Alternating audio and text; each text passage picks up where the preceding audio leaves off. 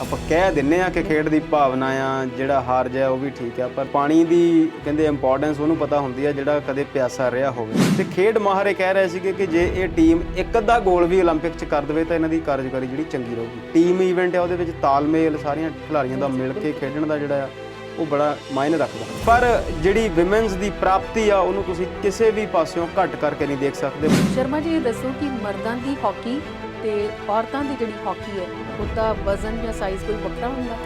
ਨਹੀਂ, ਕੁਝ ਗੇਮਾਂ 'ਚ ਵਿਮਨਸ ਨੂੰ ਲੈ ਕੇ ਕੁਝ ਰਿਲੈਕਸੇਸ਼ਨ ਹੁੰਦੀਆਂ ਜਾਂ ਕੁਝ ਛੂਟ ਹੁੰਦੀ ਹੈ, ਪਰ ਹਾਕੀ ਜਿਹੜੀ ਆ ਉਹ ਗਰਾਊਂਡ ਹਾਕੀ ਤੇ ਬਾਲ ਦੇ ਵਿੱਚ ਕੋਈ ਫਰਕ ਨਹੀਂ। ਤੇ ਫਿਰ ਇਨਾਮਾਂ ਦੀ ਝੜੀ 'ਚ ਫਰਕ ਨਹੀਂ? ਜਦੋਂ 올림픽 ਪਿੰਡ ਦੇ ਵਿੱਚ ਤੁਹਾਡਾ ਝੰਡਾ ਲਹਿਰਾਇਆ ਜਾਂਦਾ ਉਹਨੂੰ ਤੁਸੀਂ ਰੁਪਈਆਂ ਨਾਲ ਤੋਲ ਨਹੀਂ ਸਕਦੇ। ਕੈਨੇਡਾ ਜਾਂ ਹੋਰ ਜਿਹੜੇ ਵਿਕਸਿਤ ਦੇਸ਼ ਨੇ ਉੱਥੇ ਹਰ ਸ਼ਹਿਰ ਦੇ ਵਿੱਚ ਗਰਾਊਂਡਾਂ ਨੇ, ਹਰ ਪਿੰਡ ਤੱਕ ਵੀ ਉੱਥੇ ਉਹਨਾਂ ਨੇ ਜਿਹੜੀਆਂ ਸਹੂਲਤਾਂ ਆ ਉਹ ਪਹੁੰਚਾਈਆਂ ਨੇ।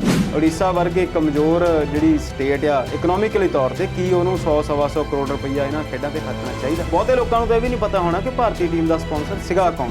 ਅੱਜ ਪ੍ਰਧਾਨ ਮੰਤਰੀ ਸਾਹਿਬ ਨੇ ਇਹਨਾਂ ਅਵਾਰਡਾਂ ਦਾ ਜਿਹੜਾ ਆ ਨਾਮ ਬਦਲ ਦਿੱਤਾ। ਚੰਗਾ ਹੁੰਦਾ ਕਿ ਇਹਨਾਂ ਅਵਾਰਡਾਂ ਨੂੰ ਚੱਲਦੇ ਰਹਿਣ ਦਿੰਦੇ ਤੇ ਹਾਕੀ ਲਈ ਇੱਕ ਵੱਖਰੇ ਇਨਾਮਾਂ ਦੀ ਘੋਸ਼ਣਾ ਕਰਦੇ। ਕਾਫੀ ਲੰਬੇ ਸਮੇਂ ਤੋਂ ਚਰਚਾ ਧਿਆਨ ਚੰਦ ਦੀ ਹੋ ਰਹੀ ਆ ਕਿ ਉਹਨਾਂ ਨੂੰ ਭਾਰਤ ਰਤਨ ਮਿਲਣਾ ਚਾਹੀਦਾ।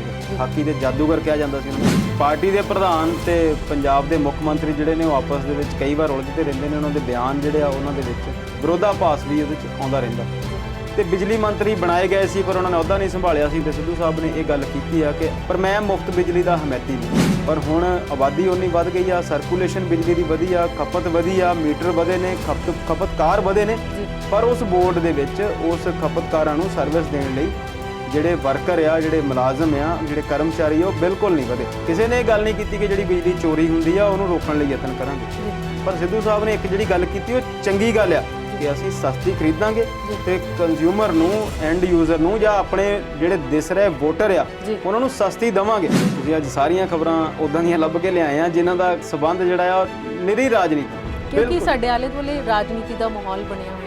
ਹਰ ਆਗੂ ਕੁਝ ਨਾ ਕੁਝ ਇਹੋ ਜਿਹਾ ਐਲਾਨ ਦਿੰਦਾ ਹੈ ਕਿ ਉਹਦੇ ਨਾਲ ਲੋਕਾਂ ਨੂੰ ਲੁਭਾਇਆ ਜਾ ਸਕੇ ਤੇ ਵੋਟਾਂ ਦਾ ਹੁਣੇ ਹੀ ਕੰਮ ਤੋਂ ਸਿਲਸਿਲਾ ਜਿਹੜਾ ਸ਼ੁਰੂ ਕੀਤਾ ਜਾ ਸਕੇ। ਇਹ ਵਿਦਿਆਰਥੀ ਇਸ ਕਰਕੇ ਪੜ੍ਹਾਈ ਛੱਡਦੇ ਨੇ ਕਿ ਉਹਨਾਂ ਨੂੰ ਇਸ ਤੋਂ ਚੰਗੀਆਂ ਆਪਸ਼ਨਸ ਮਿਲ ਜਾਂਦੀਆਂ। ਹੁਣ IIT ਤੋਂ ਚੰਗੀਆਂ ਆਪਸ਼ਨਸ ਉਹਨਾਂ ਵਿਦਿਆਰਥੀਆਂ ਨੂੰ ਜਿਹੜੇ ਰਿਜ਼ਰਵ ਕੈਟਾਗਰੀ ਤੋਂ ਆਉਂਦੇ ਨੇ ਕਿੱਥੇ ਮਿਲ ਜਾਂਦੀਆਂ ਨੇ, ਇਹ ਪ੍ਰਧਾਨ ਸਾਹਿਬ ਹੀ ਦੱਸ ਸਕਦੇ ਨੇ। ਤੇ ਮੈਨੂੰ ਵੀ ਬੜੀ ਹੈਰਾਨੀ ਹੋਈ ਇਹਨਾਂ ਤੱਥਾਂ ਨੂੰ ਜਾਣ ਕੇ ਕਿ ਲਗਭਗ 2000 ਮੌਤਾਂ ਜੁਡੀਸ਼ੀਅਲ ਕਸਟਡੀ ਤੇ ਪੁਲਿਸ ਕਸਟਡੀ ਦੇ ਵਿੱਚ ਸਾਲ ਦੇ ਵਿੱਚ ਹੁੰਦੀਆਂ।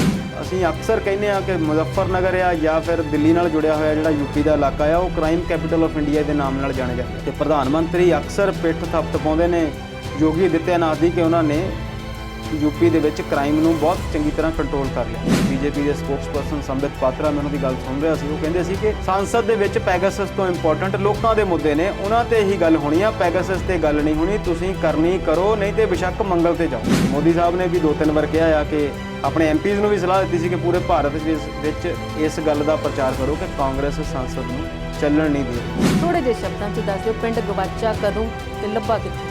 ਦੇਖੋ, ਜਲੰਧਰ ਦੀ ਹੀ ਗੱਲ ਆ। ਨੂਰਮਹਿਲ ਬਲਾਕ ਦੇ ਵਿੱਚ ਇੱਕ ਦਿਵਿਆ ਗ੍ਰਾਮ ਨਾਂ ਦਾ ਪਿੰਡ ਆ। 60 ਉੱਥੇ ਲੋਕ ਰਹਿੰਦੇ ਨੇ, 30 ਬੰਦੇ ਮਨਰੇਗਾ 'ਚ ਕੰਮ ਕਰਦੇ ਨੇ, ਪਰ ਉਹ ਪਿੰਡ ਕਿਤੇ ਨਹੀਂ।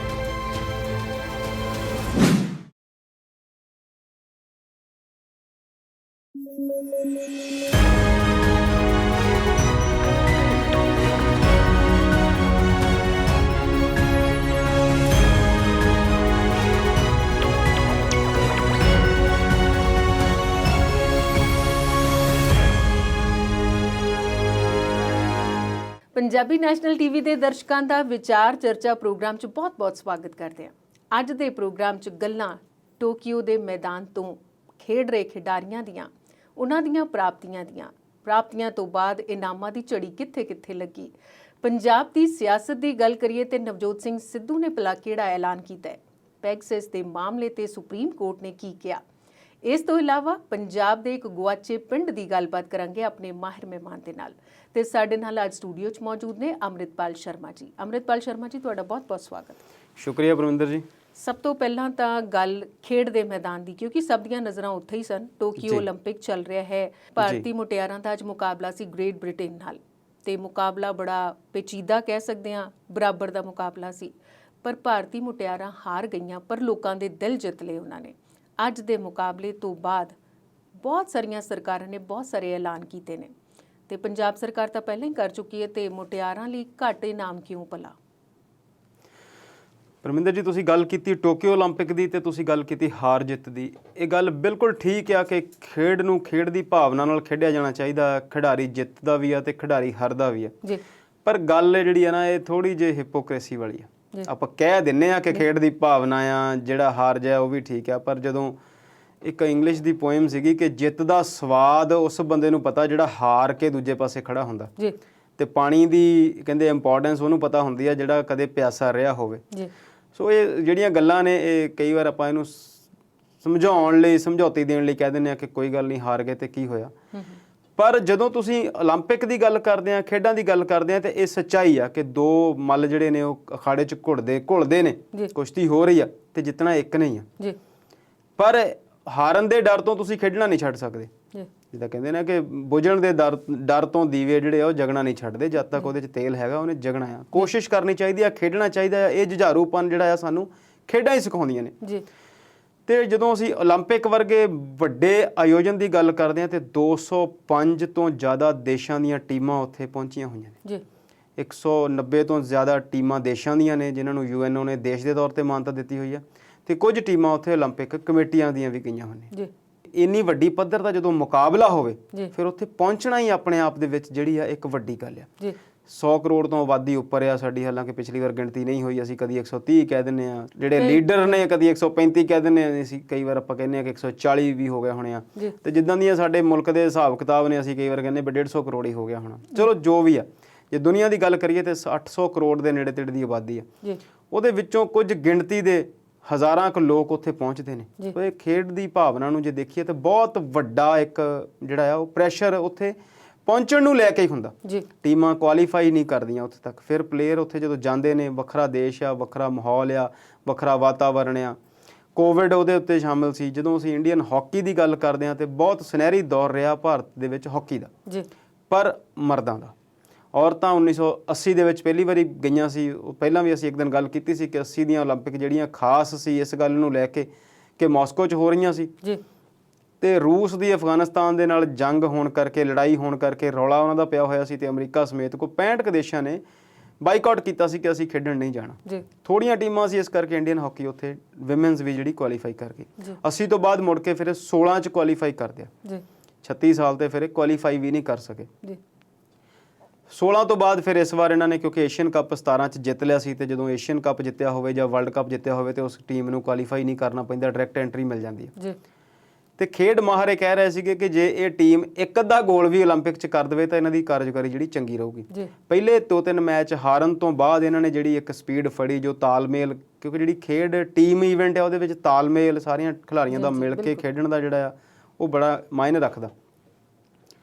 ਤੇ ਫਿਰ ਉਹੀ ਗੱਲ ਕਿ 200 ਤੋਂ ਜ਼ਿਆਦਾ ਦੇਸ਼ਾਂ ਦੇ ਕੰਪੀਟੀਸ਼ਨ ਦੇ ਵਿੱਚ ਪਹਿਲੇ 4 ਦੇ ਵਿੱਚ ਆਉਣਾ ਵੀ ਆਪਣੇ ਆਪ ਦੇ ਵਿੱਚ ਇੱਕ ਬਹੁਤ ਵੱਡੀ ਪ੍ਰਾਪਤੀ ਆ। ਉਹ ਵੀ ਉਦੋਂ ਜਦੋਂ ਤੁਸੀਂ ਸਿਰਫ ਦੂਸਰੀ ਵਾਰ ਖੇਲ ਰਹੇ ਹੋ ਜੀ। ਜੇ 80 ਵਾਲੀ ਓਲੰਪਿਕ ਨੂੰ ਛੱਡ ਦਈਏ 36 ਸਾਲ ਪਹਿਲਾਂ, ਤੇ ਸਿਰਫ ਦੂਸਰੀ ਵਾਰ ਆ। ਜੇ ਉਹਨੂੰ ਵੀ ਵਿੱਚ ਰੱਖ ਲਈਏ ਤਾਂ ਸਿਰਫ ਆਪਾਂ, ਸਾਡੀ ਟੀਮ ਓਲੰਪਿਕ ਦੇ ਵਿੱਚ ਵਿਮਨ ਹਾਕੀ ਜਿਹੜੀ ਆ ਉਹ ਤੀਸਰੀ ਵਾਰ ਪਹੁੰਚੀ ਹੈ ਜੀ। ਤੇ ਤੀਸਰੀ ਵਾਰ ਪਹੁੰਚ ਕੇ ਇਹ ਪਹਿਲੇ 4 ਦੇ ਵਿੱਚ ਆ ਗਏ ਨੇ। ਬਿਲਕੁਲ ਠੀਕ ਗੱਲ ਆ ਕਿ ਉਹ ਭਾਵੇਂ ਆਪਣਾ ਮੈਚ ਹਾਰ ਗਏ ਨੇ, ਪਰ ਉਹਨਾਂ ਦਾ ਜਿਹੜਾ ਪ੍ਰਦਰਸ਼ਨ ਆ, ਉਹਨਾਂ ਦਾ ਜਿਹੜਾ ਗ੍ਰਾਫ ਆ, ਉਹ ਜਿਸ ਸਪੀਡ ਨਾਲ ਰਾਈਜ਼ ਕਰ ਰਿਹਾ ਹੈ, ਉਹ ਆਪਣੇ ਆਪ ਦੇ ਵਿੱਚ ਇੱਕ ਬਹੁਤ ਜਿਹੜੀ ਆ ਮਾਣਮੱਤੀ ਪ੍ਰਾਪਤੀ ਆ, ਬਹੁਤ ਹੀ ਚੰਗੀ ਗੱਲ ਹੈ। ਪਰ ਜਿਹੜੀ ਵਿਮਨਸ ਦੀ ਪ੍ਰਾਪਤੀ ਆ ਉਹਨੂੰ ਤੁਸੀਂ ਕਿਸੇ ਵੀ ਪਾਸਿਓਂ ਘੱਟ ਕਰਕੇ ਨਹੀਂ ਦੇਖ ਸਕਦੇ। ਬਹੁਤ ਵਧੀਆ ਰਿਹਾ ਇਹਨੂੰ, ਮੈਨਸ ਹਾਕੀ ਵੀ ਤੇ ਵਿਮਨਸ ਹਾਕੀ ਵੀ। ਭਾਵੇਂ ਉਹਨਾਂ ਦਾ ਤਗਮਾ ਉਹਨਾਂ ਨੂੰ ਮਿਲ ਗਿਆ ਤੇ ਇਹਨਾਂ ਨੂੰ ਨਹੀਂ ਮਿਲਿਆ, ਉਹ ਚੌਥੇ ਸਥਾਨ ਤੇ ਰਹਿ ਗਈਆਂ, ਤੇ ਉਹ ਮੁੰਡੇ ਜਿਹੜੇ ਤੀਸਰੇ ਨੰਬਰ ਦਾ ਤਮਗਾ ਲੈ ਗਏ। ਪਰ ਫਿਰ ਉਹੀ ਗੱਲ ਦੁਬਾਰਾ ਕਿ 1980 ਤੋਂ ਲੈ ਕੇ ਹੁਣ ਤੱਕ ਜੇ ਅਸੀਂ ਗੱਲ ਕਰੀਏ ਤੇ 41 ਸਾਲ ਜਿਹੜੇ ਨੇ ਬਣ ਜਾਂਦੇ ਨੇ। 41 ਸਾਲ ਬਾਅਦ ਜਿਹੜੀ ਹਾਕੀ ਆ ਉਹ ਦੁਨੀਆ ਦੀਆਂ ਪਹਿਲੀਆਂ 4 ਟੀਮਾਂ 'ਚ ਆ ਗਈ ਜੀ, ਮੈਨਸ ਦੀ ਵੀ ਤੇ ਵਿਮਨਸ ਦੀ ਵੀ। ਤੇ ਵਿਮਨਸ ਕੋਚ ਦਾ ਵੀ ਇਹੀ ਕਹਿਣਾ ਸੀ ਕਿ ਭਾਵੇਂ ਅਸੀਂ ਤਮਗਾ ਨਹੀਂ ਜਿੱਤਿਆ, ਪਰ ਅਸੀਂ ਆਉਣ ਵਾਲੇ ਸਮੇਂ ਦੇ ਵਿੱਚ ਲੱਖਾਂ ਨਵੇਂ ਖਿਡਾਰੀਆਂ ਲਈ ਜਿਹੜਾ ਆ ਉਹ ਰਸਤਾ ਜਿਹੜਾ ਉਹ ਖੋਲ੍ਹ ਦਿੱਤਾ ਜੀ। ਤੇ ਉਹ ਇੱਕ ਬਹੁਤ ਵੱਡੀ ਪ੍ਰਾਪਤੀ ਆ। ਤੇ ਸ਼ਰਮਾ ਜੀ, ਇਹ ਦੱਸੋ ਕਿ ਮਰਦਾਂ ਦੀ ਹਾਕੀ ਤੇ ਔਰਤਾਂ ਦੀ ਜਿਹੜੀ ਹਾਕੀ ਹੈ ਉਹਦਾ ਵਜ਼ਨ ਜਾਂ ਸਾਈਜ਼ ਕੋਈ ਵੱਖਰਾ ਹੁੰਦਾ? ਨਹੀਂ, ਕੁਝ ਗੇਮਾਂ 'ਚ ਵਿਮਨਸ ਨੂੰ ਲੈ ਕੇ ਕੁਝ ਰਿਲੈਕਸੇਸ਼ਨ ਹੁੰਦੀਆਂ ਜਾਂ ਕੁਝ ਛੂਟ ਹੁੰਦੀ ਹੈ, ਪਰ ਹਾਕੀ ਜਿਹੜੀ ਆ ਉਹ ਗਰਾਊਂਡ ਹਾਕੀ ਤੇ ਬਾਲ ਦੇ ਵਿੱਚ ਕੋਈ ਫਰਕ ਨਹੀਂ ਹੁੰਦਾ ਤੇ ਫਿਰ ਇਨਾਮਾਂ ਦੀ ਝੜੀ 'ਚ ਫਰਕ ਕਿਉਂ ਹੈ? ਮੈਂ ਇਹ ਪੁੱਛਣਾ ਚਾਹੁੰਦੀ ਹਾਂ। ਦੇਖੋ, ਇਹ ਤਾਂ ਪ੍ਰੋਟੈਸਟ ਵਿਮਨਸ ਨੂੰ ਕਰਨਾ ਪੈਣਾ ਤੇ ਸਰਕਾਰਾਂ ਨੂੰ ਇਹ ਗੱਲ ਜਿਹੜੀ ਹੈ ਸੋਚਣੀ ਪੈਣੀ ਹੈ। ਜਦੋਂ ਤਮਗੇ ਸੇਮ ਮਿਲਦੇ ਨੇ, ਖੇਡ ਸੇਮ ਆ, ਫਿਰ ਇਨਾਮ ਦੇ ਵਿੱਚ ਫਰਕ ਕਿਉਂ ਆ? ਇਹ ਵਾਕਿਆ ਹੀ ਮਾਨਸਿਕਤਾ ਦੀ ਜਿਹੜੀ ਆ ਉਹ ਕਮੀ ਆ। ਬਹੁਤ ਸਾਰੀਆਂ ਸਰਕਾਰਾਂ ਨੇ ਬਹੁਤ ਸਾਰੇ ਇਨਾਮ ਐਲਾਨੇ ਨੇ, ਪਰ ਮੈਂ ਫਿਰ ਇਹ ਗੱਲ ਕਹਿਣਾ ਚਾਹੁੰਦਾ ਕਿ ਇਹ ਇਨਾਮ ਜਿਹੜੇ ਨੇ ਇਹ ਬਾਅਦ ਵਿੱਚ ਦਿੱਤੇ ਗਏ ਨੇ, ਇਹ ਦੇਣੇ ਚਾਹੀਦੇ ਨੇ। ਖਿਡਾਰੀਆਂ ਨੇ ਜਿੰਨੀ ਮਿਹਨਤ ਕੀਤੀ ਆ, ਜਿੰਨਾ ਉੱਥੇ ਪਸੀਨਾ ਬਹਾਇਆ, ਉਹ ਬਹੁਤ ਵੱਡੇ ਇਨਾਮਾਂ ਦੇ ਹੱਕਦਾਰ ਨੇ। ਉਹਨਾਂ ਦੀ ਜਿਹੜੀ ਜਿੱਤ ਆ, ਉਹ ਜਿਹੜਾ ਤੁਹਾਡਾ ਉਸ ਵੇਲੇ ਉੱਥੇ ਨਾਮ ਰੋਸ਼ਨ ਹੁੰਦਾ, ਜਦੋਂ ਓਲੰਪਿਕ ਪਿੰਡ ਦੇ ਵਿੱਚ ਤੁਹਾਡਾ ਝੰਡਾ ਲਹਿਰਾਇਆ ਜਾਂਦਾ, ਉਹਨੂੰ ਤੁਸੀਂ ਰੁਪਈਆਂ ਨਾਲ ਤੋਲ ਨਹੀਂ ਸਕਦੇ। ਉਹ ਇੱਕ ਆਪਣੇ ਆਪ ਵਿੱਚ ਇੱਕ ਮਾਣਮੱਤੀ ਪ੍ਰਾਪਤੀ ਹੈ। ਜਦੋਂ ਜਨ ਗਣ ਮਨ ਕਿਤੇ ਚੱਲਦਾ ਹੁੰਦਾ, ਜਾਂ ਫਿਰ ਉਹ ਲਤਾ ਮੰਗੇਸ਼ਕਰ ਦਾ ਗੀਤ ਚੱਲਦਾ ਹੁੰਦਾ ਹੈ, ਮੇਰੇ ਵਤਨ ਕੇ ਲੋਗੋ, ਉਦੋਂ ਜਦੋਂ ਜੋ ਤੁਹਾਡੀ ਸਰੀਰ ਦੇ ਵਿੱਚ ਜਿਹੜੇ ਲੂੰ ਖੜੇ ਹੁੰਦੇ ਆ, ਤੁਹਾਡੀਆਂ ਅੱਖਾਂ 'ਚ ਜਿਹੜਾ ਪਾਣੀ ਆਉਂਦਾ, ਉਹਨੂੰ ਤੁਸੀਂ ਕਿਸੇ ਰੁਪਈਆਂ ਨਾਲ ਨਹੀਂ ਤੋਲ ਸਕਦੇ। ਬਿਲਕੁਲ ਠੀਕ। ਪਰ ਫਿਰ ਵੀ ਜੀਵਨ ਨੂੰ ਜੀਣ ਲਈ, ਕੁਝ ਸਹੂਲਤਾਂ ਨੂੰ ਲੈਣ ਲਈ, ਖੇਡਣ ਲਈ, ਖਾਣ ਪੀਣ ਲਈ, ਹੋਰ ਸਾਰੀਆਂ ਚੀਜ਼ਾਂ ਲਈ ਪੈਸਾ ਜਿਹੜਾ ਹੈ ਉਹ ਜ਼ਰੂਰੀ ਹੈ ਤੇ ਖਿਡਾਰੀਆਂ ਨੂੰ ਇਹ ਪੈਸਾ ਮਿਲਣਾ ਚਾਹੀਦਾ। ਜਿਹੜਾ ਤੁਹਾਡਾ ਸਵਾਲ ਆ ਕਿ ਉਹਦੇ 'ਚ ਵਖਰੇਵਾਂ ਕਿਉਂ ਆਏ, ਤਾਂ ਜਿਹੜੇ ਦੇ ਰਹੇ ਆ ਉਹੀ ਦੱਸ ਸਕਦੇ ਨੇ। ਮੈਂ ਇਹ ਗੱਲ ਕਰਨੀ ਚਾਹੁੰਦਾ ਕਿ ਪਹਿਲਾਂ ਤੇ ਅਸੀਂ ਚਾਹੁੰਦੇ ਹਾਂ ਕਿ ਸਭ ਤੋਂ ਪਹਿਲਾਂ ਤੇ ਤੁਸੀਂ ਗਰਾਊਂਡਾਂ ਦੇ ਉੱਤੇ ਖਰਚ ਕਰੋ, ਕੋਚਾਂ ਤੇ ਖਰਚ ਕਰੋ, ਇਨਫਰਾਸਟ੍ਰਕਚਰ ਆਵੇ। ਹੁਣ ਭਾਰਤ ਦੀਆਂ ਜਿਹੜੀਆਂ ਕੁੜੀਆਂ ਹਾਕੀ ਖੇਲ ਕੇ ਆਈਆਂ ਉਹੀ ਦੱਸਦੀਆਂ ਨੇ, ਉਹਨਾਂ ਦੀਆਂ ਖਬਰਾਂ ਹੁਣ ਛਪਣੀਆਂ ਸ਼ੁਰੂ ਹੋ ਜਾਣਗੀਆਂ। ਕੁਝ ਦਿਨਾਂ ਤੋਂ ਛਪ ਵੀ ਰਹੀਆਂ, ਬਹੁਤ ਸਾਰੇ ਲੋਕ ਉਹਨਾਂ ਦੇ ਘਰਾਂ ਤੱਕ ਵੀ ਪਹੁੰਚ ਗਏ ਜਿੱਥੋਂ ਜਿੱਥੋਂ ਆਉਂਦੀਆਂ, ਜਿਵੇਂ ਜਿਵੇਂ ਉਹ ਪ੍ਰੈਕਟਿਸ ਕਰਦੀਆਂ। ਇੱਕ ਖਿਡਾਰੀ ਦੱਸ ਰਹੀ ਸੀ ਕਿ ਉਹ ਆਪਣੇ ਘਰ ਤੋਂ ਕੋਈ 50 ਕਿਲੋਮੀਟਰ ਤੋਂ ਜ਼ਿਆਦਾ ਰੋਜ਼ ਸਫ਼ਰ ਕਰਕੇ ਪ੍ਰੈਕਟਿਸ ਕਰਨ ਆਉਂਦੀ ਹੈ। ਸੋ ਇਹਦਾ ਮਤਲਬ ਇਹ ਆ ਕਿ ਭਾਰਤ ਦੇ ਵਿੱਚ ਇਹੋ ਜਿਹੇ ਇਲਾਕੇ ਨੇ ਜਿੱਥੇ 50-50 ਕਿਲੋਮੀਟਰ ਤੱਕ ਹਾਲੇ ਗਰਾਊਂਡ ਜਿਹੜੀ ਆ ਉਹ ਨਹੀਂ ਹੈਗੀਆਂ। ਤੇ ਖੇਲ ਮਾਰ ਦੱਸਦੇ ਸੀ ਇੱਕ ਦਿਨ ਸਾਡੇ ਹੀ ਪ੍ਰੋਗਰਾਮ ਦੇ ਵਿੱਚ ਕਿ ਕੈਨੇਡਾ ਜਾਂ ਹੋਰ ਜਿਹੜੇ ਵਿਕਸਿਤ ਦੇਸ਼ ਨੇ, ਉੱਥੇ ਹਰ ਸ਼ਹਿਰ ਦੇ ਵਿੱਚ ਗਰਾਊਂਡਾਂ ਨੇ, ਹਰ ਪਿੰਡ ਤੱਕ ਵੀ ਉੱਥੇ ਉਹਨਾਂ ਨੇ ਜਿਹੜੀਆਂ ਸਹੂਲਤਾਂ ਆ ਉਹ ਪਹੁੰਚਾਈਆਂ ਨੇ। ਜਾਪਾਨ ਦੀ ਪਿੱਛੇ ਜਿਹੇ ਇੱਕ ਖਬਰ ਆਈ ਸੀ ਕਿ ਇੱਕ ਟ੍ਰੇਨ ਨੂੰ ਜਾਪਾਨ ਦੀ ਸਰਕਾਰ ਨੇ ਬੰਦ ਕਰਨ ਲਈ ਕਹਿਤਾ ਕਿ ਉਸ ਟ੍ਰੇਨ ਦੇ ਉੱਤੇ ਸਵਾਰੀਆਂ ਜਿਹੜੀਆਂ ਨੇ ਘੱਟ ਸੀਗੀਆਂ। ਤੇ ਬਾਅਦ ਵਿੱਚ ਜਦੋਂ ਉੱਥੋਂ ਐਪਲੀਕੇਸ਼ਨ ਆਈ ਜਾਂ ਉੱਥੋਂ ਇੱਕ ਦਰਖਾਸਤ ਉਹਨਾਂ ਨੂੰ ਮਿਲੀ, ਤੇ ਫਿਰ ਉਹਨਾਂ ਨੇ ਕਿਹਾ ਕਿ ਨਹੀਂ, ਇਹ ਟ੍ਰੇਨ ਬੰਦ ਨਹੀਂ ਹੋਣੀ। ਉਹ ਐਪਲੀਕੇਸ਼ਨ ਕੀ ਸੀਗੀ, ਉਸ ਏਰੀਏ ਉਸ ਲਾਸਟ ਸਟੇਸ਼ਨ ਤੋਂ ਸਿਰਫ ਇੱਕ ਕੁੜੀ ਸਕੂਲ ਜਾਂਦੀ ਸੀ। ਸੋ ਇਹ ਫਿਰ ਅਸੀਂ ਕਹਿ ਸਕਦੇ ਹਾਂ, ਜਿਹੜੀ ਅਸੀਂ ਅਕਸਰ ਲੀਡਰ ਬਿਆਨ ਦਿੰਦੇ ਨੇ ਕਿ ਸਾਡੀਆਂ ਜਿਹੜੀਆਂ ਯੋਜਨਾਵਾਂ ਨੇ ਉਹ ਲਾਈਨ 'ਚ ਖੜੇ ਆਖਰੀ ਬੰਦੇ ਲਈ ਨੇ। ਹੁਣ ਤੁਸੀਂ ਇਹਨਾਂ ਲੋਕਾਂ ਨੂੰ ਕਰੋੜਾਂ ਦੇ ਇਨਾਮ ਦੇ ਦਿਓ, ਚਾਹੇ ਲੱਖਾਂ ਦੇ ਇਨਾਮ ਦੇ ਦਿਓ, ਪਰ ਜਿਹੜਾ ਇਨਫਰਾਸਟ੍ਰਕਚਰ ਡਿਵੈਲਪਮੈਂਟ ਆ, ਖੇਡ ਢਾਂਚਾ ਬਣਾਉਣ ਦੀ ਜਿਹੜੀ ਗੱਲ ਆ ਉਹ ਜ਼ਰੂਰ ਹੋਣੀ ਚਾਹੀਦੀ ਆ। ਫਿਰ ਗੱਲ ਉੱਥੇ ਇੱਕ ਵਾਰ ਦੁਬਾਰਾ ਅਸੀਂ ਫਿਰ ਉਸ ਗੱਲ ਦਾ ਜ਼ਿਕਰ ਕਰਦੇ ਹਾਂ ਕਿ ਭਾਰਤ ਦੀ ਰਾਸ਼ਟਰੀ ਖੇਡ ਆ ਹਾਕੀ। ਹੁਣ ਪ੍ਰਧਾਨ ਮੰਤਰੀ ਵੀ, ਮੁੱਖ ਮੰਤਰੀ ਵੀ, ਤੇ ਜਿਹੜੇ ਜਿਹੜੇ ਸਟੇਟ ਦੇ ਖਿਡਾਰੀ ਨੇ, ਜਿਹੜੇ ਜਿਹੜੇ ਸਟੇਟ ਦੇ ਕੋਚ ਨੇ, ਜਿੱਥੇ ਜਿੱਥੇ ਕਿਤੇ ਉਹ ਖੇਲਦੇ ਰਹੇ ਨੇ, ਹੁਣ ਸਾਰਿਆਂ ਨੇ ਜਿਹੜੀਆਂ ਆਪਣੀਆਂ ਆਪਣੀਆਂ ਫੋਟੋਆਂ ਆ ਚਮਕਾਉਣੀਆਂ ਆ, ਖਿਚਾਉਣੀਆਂ ਆ।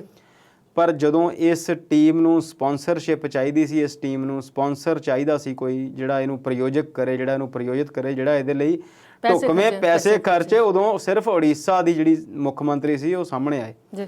ਤੇ ਅਖਬਾਰਾਂ ਦੇ ਵਿੱਚ ਇਸ ਗੱਲ ਦੀ ਵੀ ਖਬਰ ਲੱਗੀ ਕਿ ਕੀ ਉੜੀਸਾ ਵਰਗੇ ਕਮਜ਼ੋਰ ਜਿਹੜੀ ਸਟੇਟ ਆ ਇਕਨੋਮਿਕਲੀ ਤੌਰ ਤੇ, ਕੀ ਉਹਨੂੰ 100-125 ਕਰੋੜ ਰੁਪਈਆ ਇਹਨਾਂ ਖੇਡਾਂ ਤੇ ਖਰਚਣਾ ਚਾਹੀਦਾ? ਪਰ ਉਹਨਾਂ ਨੇ ਆਪਣੀ ਜਿਹੜੀ ਸੀ ਵਚਨ ਨਿਭਾਇਆ, ਕਿਉਂਕਿ ਜਿਹੜੇ ਉੜੀਸਾ ਦੇ ਮੁੱਖ ਮੰਤਰੀ ਨੇ ਮੌਜੂਦਾ, ਉਹ ਆਪ ਕਿਸੇ ਟਾਈਮ ਹਾਕੀ ਖੇਲਦੇ ਰਹੇ ਆ ਤੇ ਉਹ ਗੋਲਕੀਪਰ ਰਹੇ। ਬਹੁਤ ਚੰਗਾ ਕੀਤਾ ਉਹਨਾਂ ਨੇ ਇਹ ਕੰਮ। ਉਸ ਤੋਂ ਬਾਅਦ ਹੀ ਪਤਾ ਲੱਗਿਆ, ਬਹੁਤੇ ਲੋਕਾਂ ਨੂੰ ਤਾਂ ਇਹ ਵੀ ਨਹੀਂ ਪਤਾ ਹੋਣਾ ਕਿ ਭਾਰਤੀ ਟੀਮ ਦਾ ਸਪਾਂਸਰ ਸੀਗਾ ਕੌਣ। ਜਦ ਤੱਕ ਉਹ ਸੈਮੀਫਾਈਨਲ 'ਚ ਪਹੁੰਚੇ, ਉੜੀਸਾ ਦੀ ਸਰਕਾਰ ਨੇ ਵੱਡੇ ਪੇਜ ਦਾ ਇੱਕ ਇਸ਼ਤਿਹਾਰ ਦਿੱਤਾ ਤੇ ਫਿਰ ਪਤਾ ਲੱਗਿਆ ਕਿ ਉੜੀਸਾ ਦੀ ਸਰਕਾਰ ਜਿਹੜੀ ਆ ਦੋਨਾਂ ਟੀਮਾਂ ਨੂੰ ਸਪਾਂਸਰ ਕਰ ਰਹੀ ਆ। ਪੰਜਾਬ ਸਰਕਾਰ ਨੇ 1 ਕਰੋੜ ਦਾ ਇਨਾਮ ਮੁੰਡਿਆਂ ਲਈ ਰੱਖਿਆ, ਹਰਿਆਣਾ ਸਰਕਾਰ ਨੇ ਉਹੀ ਇਨਾਮ 2.5 ਕਰੋੜ ਦਾ ਰੱਖਿਆ। ਹੁਣ ਇਹ ਆਪਣੇ ਆਪ ਨੂੰ ਵੱਡਾ ਭਰਾ ਕਹਿੰਦੇ ਆ ਤੇ ਉਹ ਛੋਟੇ ਨੇ, ਪਰ ਇਹਨਾਂ ਨੇ ਸਾਰੇ ਪਲੇਅਰਾਂ ਨੂੰ ਜਿੰਨੇ ਪੰਜਾਬ ਦੇ ਖੇਲਦੇ ਨੇ ਉਹਨਾਂ ਨੂੰ ਕਿਹਾ, ਤੇ ਹਰਿਆਣੇ ਤੋਂ ਸਿਰਫ ਮੇਰੇ ਖਿਆਲ 2 ਪਲੇਅਰ ਨੇ ਜਿਹੜੇ ਉਹਦੇ 'ਚ ਖੇਲ ਰਹੇ ਨੇ। ਹਰਿਆਣਾ ਸਰਕਾਰ ਨੇ ਕੁੜੀਆਂ ਲਈ 50-50 ਲੱਖ ਦੀ ਇਨਾਮੀ ਰਾਸ਼ੀ ਦੀ ਗੱਲ ਕੀਤੀ ਆ। ਪੰਜਾਬ ਦੀ ਇੱਕ ਜਿਹੜੀ SGPC ਆ, ਸ਼੍ਰੋਮਣੀ ਗੁਰਦੁਆਰਾ ਕਮੇਟੀ, ਉਹਨਾਂ ਨੇ ਵੀ ਕਿਹਾ ਕਿ ਅਸੀਂ 1 ਕਰੋੜ ਰੁਪਈਆ ਜਿਹੜਾ ਜਿੱਤੀ ਹੋਈ ਟੀਮ ਨੂੰ ਦੇਵਾਂਗੇ।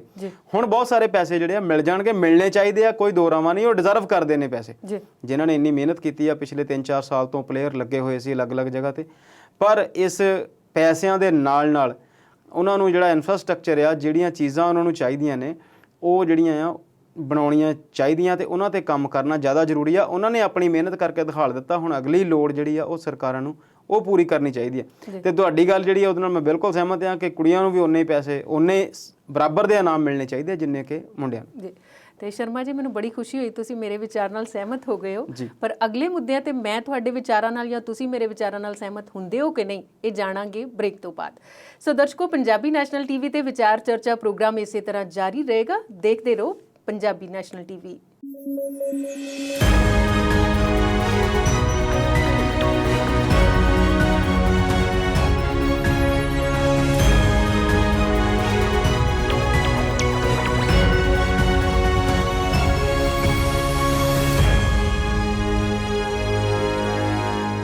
ਬ੍ਰੇਕ ਤੋਂ ਬਾਅਦ ਵਿਚਾਰ ਚਰਚਾ ਪ੍ਰੋਗਰਾਮ 'ਚ ਸਵਾਗਤ ਕਰਦੇ ਹਾਂ ਤੇ ਅੰਮ੍ਰਿਤਪਾਲ ਸ਼ਰਮਾ ਜੀ, ਆਪਾਂ ਹਾਕੀ ਦੀ ਗੱਲ ਕਰ ਰਹੇ ਸੀ ਤੇ ਹੁਣੇ ਸਾਨੂੰ ਪਤਾ ਲੱਗਾ ਹੈ ਕਿ ਭਾਰਤ ਦੇ ਪ੍ਰਧਾਨ ਮੰਤਰੀ ਨੇ ਕਿਸੇ ਅਵਾਰਡ ਦਾ ਨਾਂ ਤਬਦੀਲ ਕੀਤਾ ਹੈ ਤੇ ਕਿਸ ਦੇ ਨਾਮ ਤੇ ਰੱਖਿਆ ਹੈ, ਇਸ ਬਾਰੇ ਤੁਸੀਂ ਦੱਸ ਦਿਓ।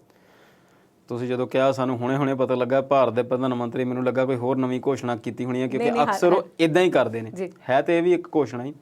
1991-92 ਤੋਂ ਭਾਰਤ ਦੇ ਪ੍ਰਧਾਨ ਮੰਤਰੀ ਰਾਜੀਵ ਗਾਂਧੀ ਦੇ ਨਾਂ ਤੇ ਇੱਕ ਪੁਰਸਕਾਰ ਚੱਲਦੇ ਨੇ, ਰਾਜੀਵ ਗਾਂਧੀ ਖੇਲ ਰਤਨ ਅਵਾਰਡ ਉਹਨਾਂ ਨੂੰ ਕਿਹਾ ਜਾਂਦਾ ਤੇ ਭਾਰਤ ਵਿੱਚ ਸ਼ਾਇਦ ਬਹੁਤ ਵੱਡੇ ਖੇਡ ਪੁਰਸਕਾਰ ਨੇ।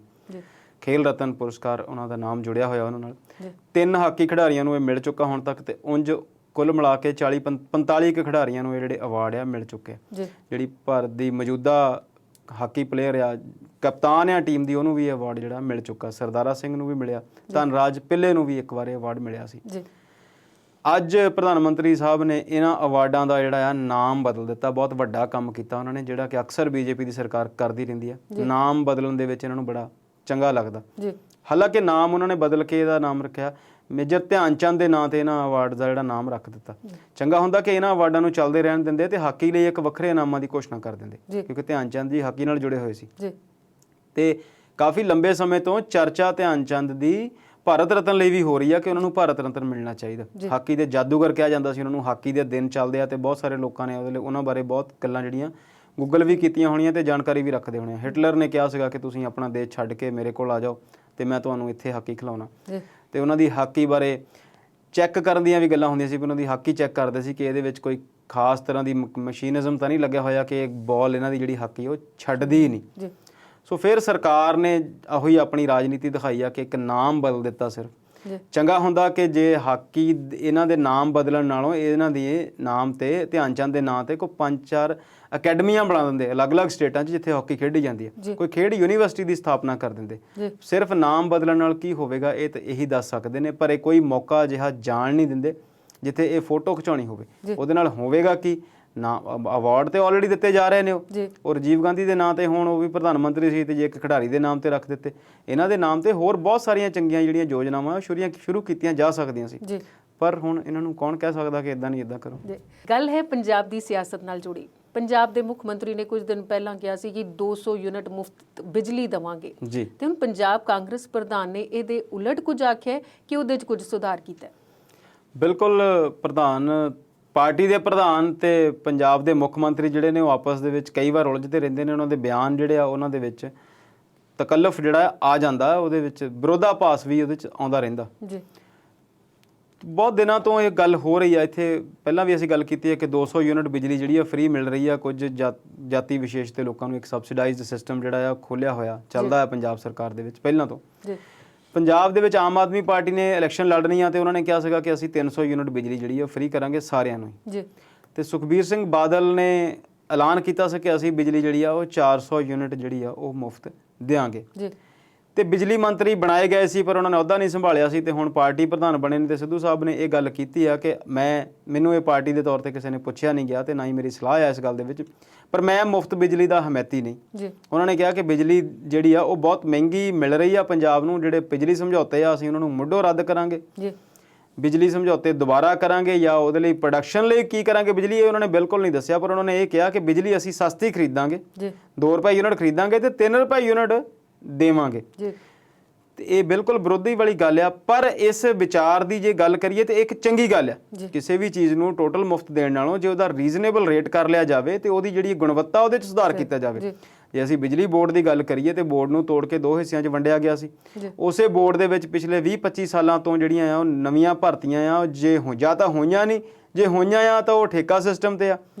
ਇੱਕ ਟਾਈਮ ਸੀਗਾ ਜਦੋਂ ਬਿਜਲੀ ਬੋਰਡ ਦੇ ਵਿੱਚ ਪੂਰੇ ਮੁਲਾਜ਼ਮ ਹੁੰਦੇ ਸੀ, ਪਰ ਹੁਣ ਆਬਾਦੀ ਓਨੀ ਵੱਧ ਗਈ ਆ, ਸਰਕੂਲੇਸ਼ਨ ਬਿਜਲੀ ਦੀ ਵਧੀ ਆ, ਖਪਤ ਵਧੀ ਆ, ਮੀਟਰ ਵਧੇ ਨੇ, ਖਪਤਕਾਰ ਵਧੇ ਨੇ, ਪਰ ਉਸ ਬੋਰਡ ਦੇ ਵਿੱਚ ਉਸ ਖਪਤਕਾਰਾਂ ਨੂੰ ਸਰਵਿਸ ਦੇਣ ਲਈ ਜਿਹੜੇ ਵਰਕਰ ਆ, ਜਿਹੜੇ ਮੁਲਾਜ਼ਮ ਆ, ਜਿਹੜੇ ਕਰਮਚਾਰੀ ਆ, ਉਹ ਬਿਲਕੁਲ ਨਹੀਂ ਵਧੇ। ਉਹਦੀ ਗੱਲ ਕੋਈ ਵੀ ਨਹੀਂ ਕਰ ਰਿਹਾ। ਕਿਸੇ ਨੇ ਨਹੀਂ ਕਿਹਾ ਕਿ ਬਿਜਲੀ ਬੋਰਡ ਨੂੰ ਅਸੀਂ ਕਰਜ਼ ਮੁਕਤ ਕਰਾਂਗੇ, ਜਿਹੜੀ ਮੁਫਤ ਵਾਲੀ ਬਿਜਲੀ ਆ ਉਹਨੂੰ ਠੀਕ ਕਰਾਂਗੇ ਜਾਂ ਉਹਦਾ ਕੋਈ ਸਿਸਟਮ ਸੁਧਾਰ ਕਰਾਂਗੇ।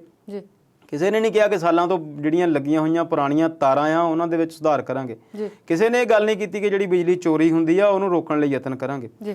ਪਰ ਸਿੱਧੂ ਸਾਹਿਬ ਨੇ ਇੱਕ ਜਿਹੜੀ ਗੱਲ ਕੀਤੀ ਉਹ ਚੰਗੀ ਗੱਲ ਆ ਕਿ ਅਸੀਂ ਸਸਤੀ ਖਰੀਦਾਂਗੇ ਤੇ ਕੰਜ਼ਿਊਮਰ ਨੂੰ, ਐਂਡ ਯੂਜ਼ਰ ਨੂੰ ਜਾਂ ਆਪਣੇ ਜਿਹੜੇ ਦਿਸ ਰਹੇ ਵੋਟਰ ਆ ਉਹਨਾਂ ਨੂੰ ਸਸਤੀ ਦੇਵਾਂਗੇ। ਪਰ ਉਹਨਾਂ ਨੂੰ ਇਹ ਗੱਲ ਇੱਕ ਹੋਰ ਪੁੱਛਣੀ ਬਣਦੀ ਆ ਵੀ ਤੁਹਾਨੂੰ ਮਨਾ ਕੌਣ ਕਰ ਰਿਹਾ?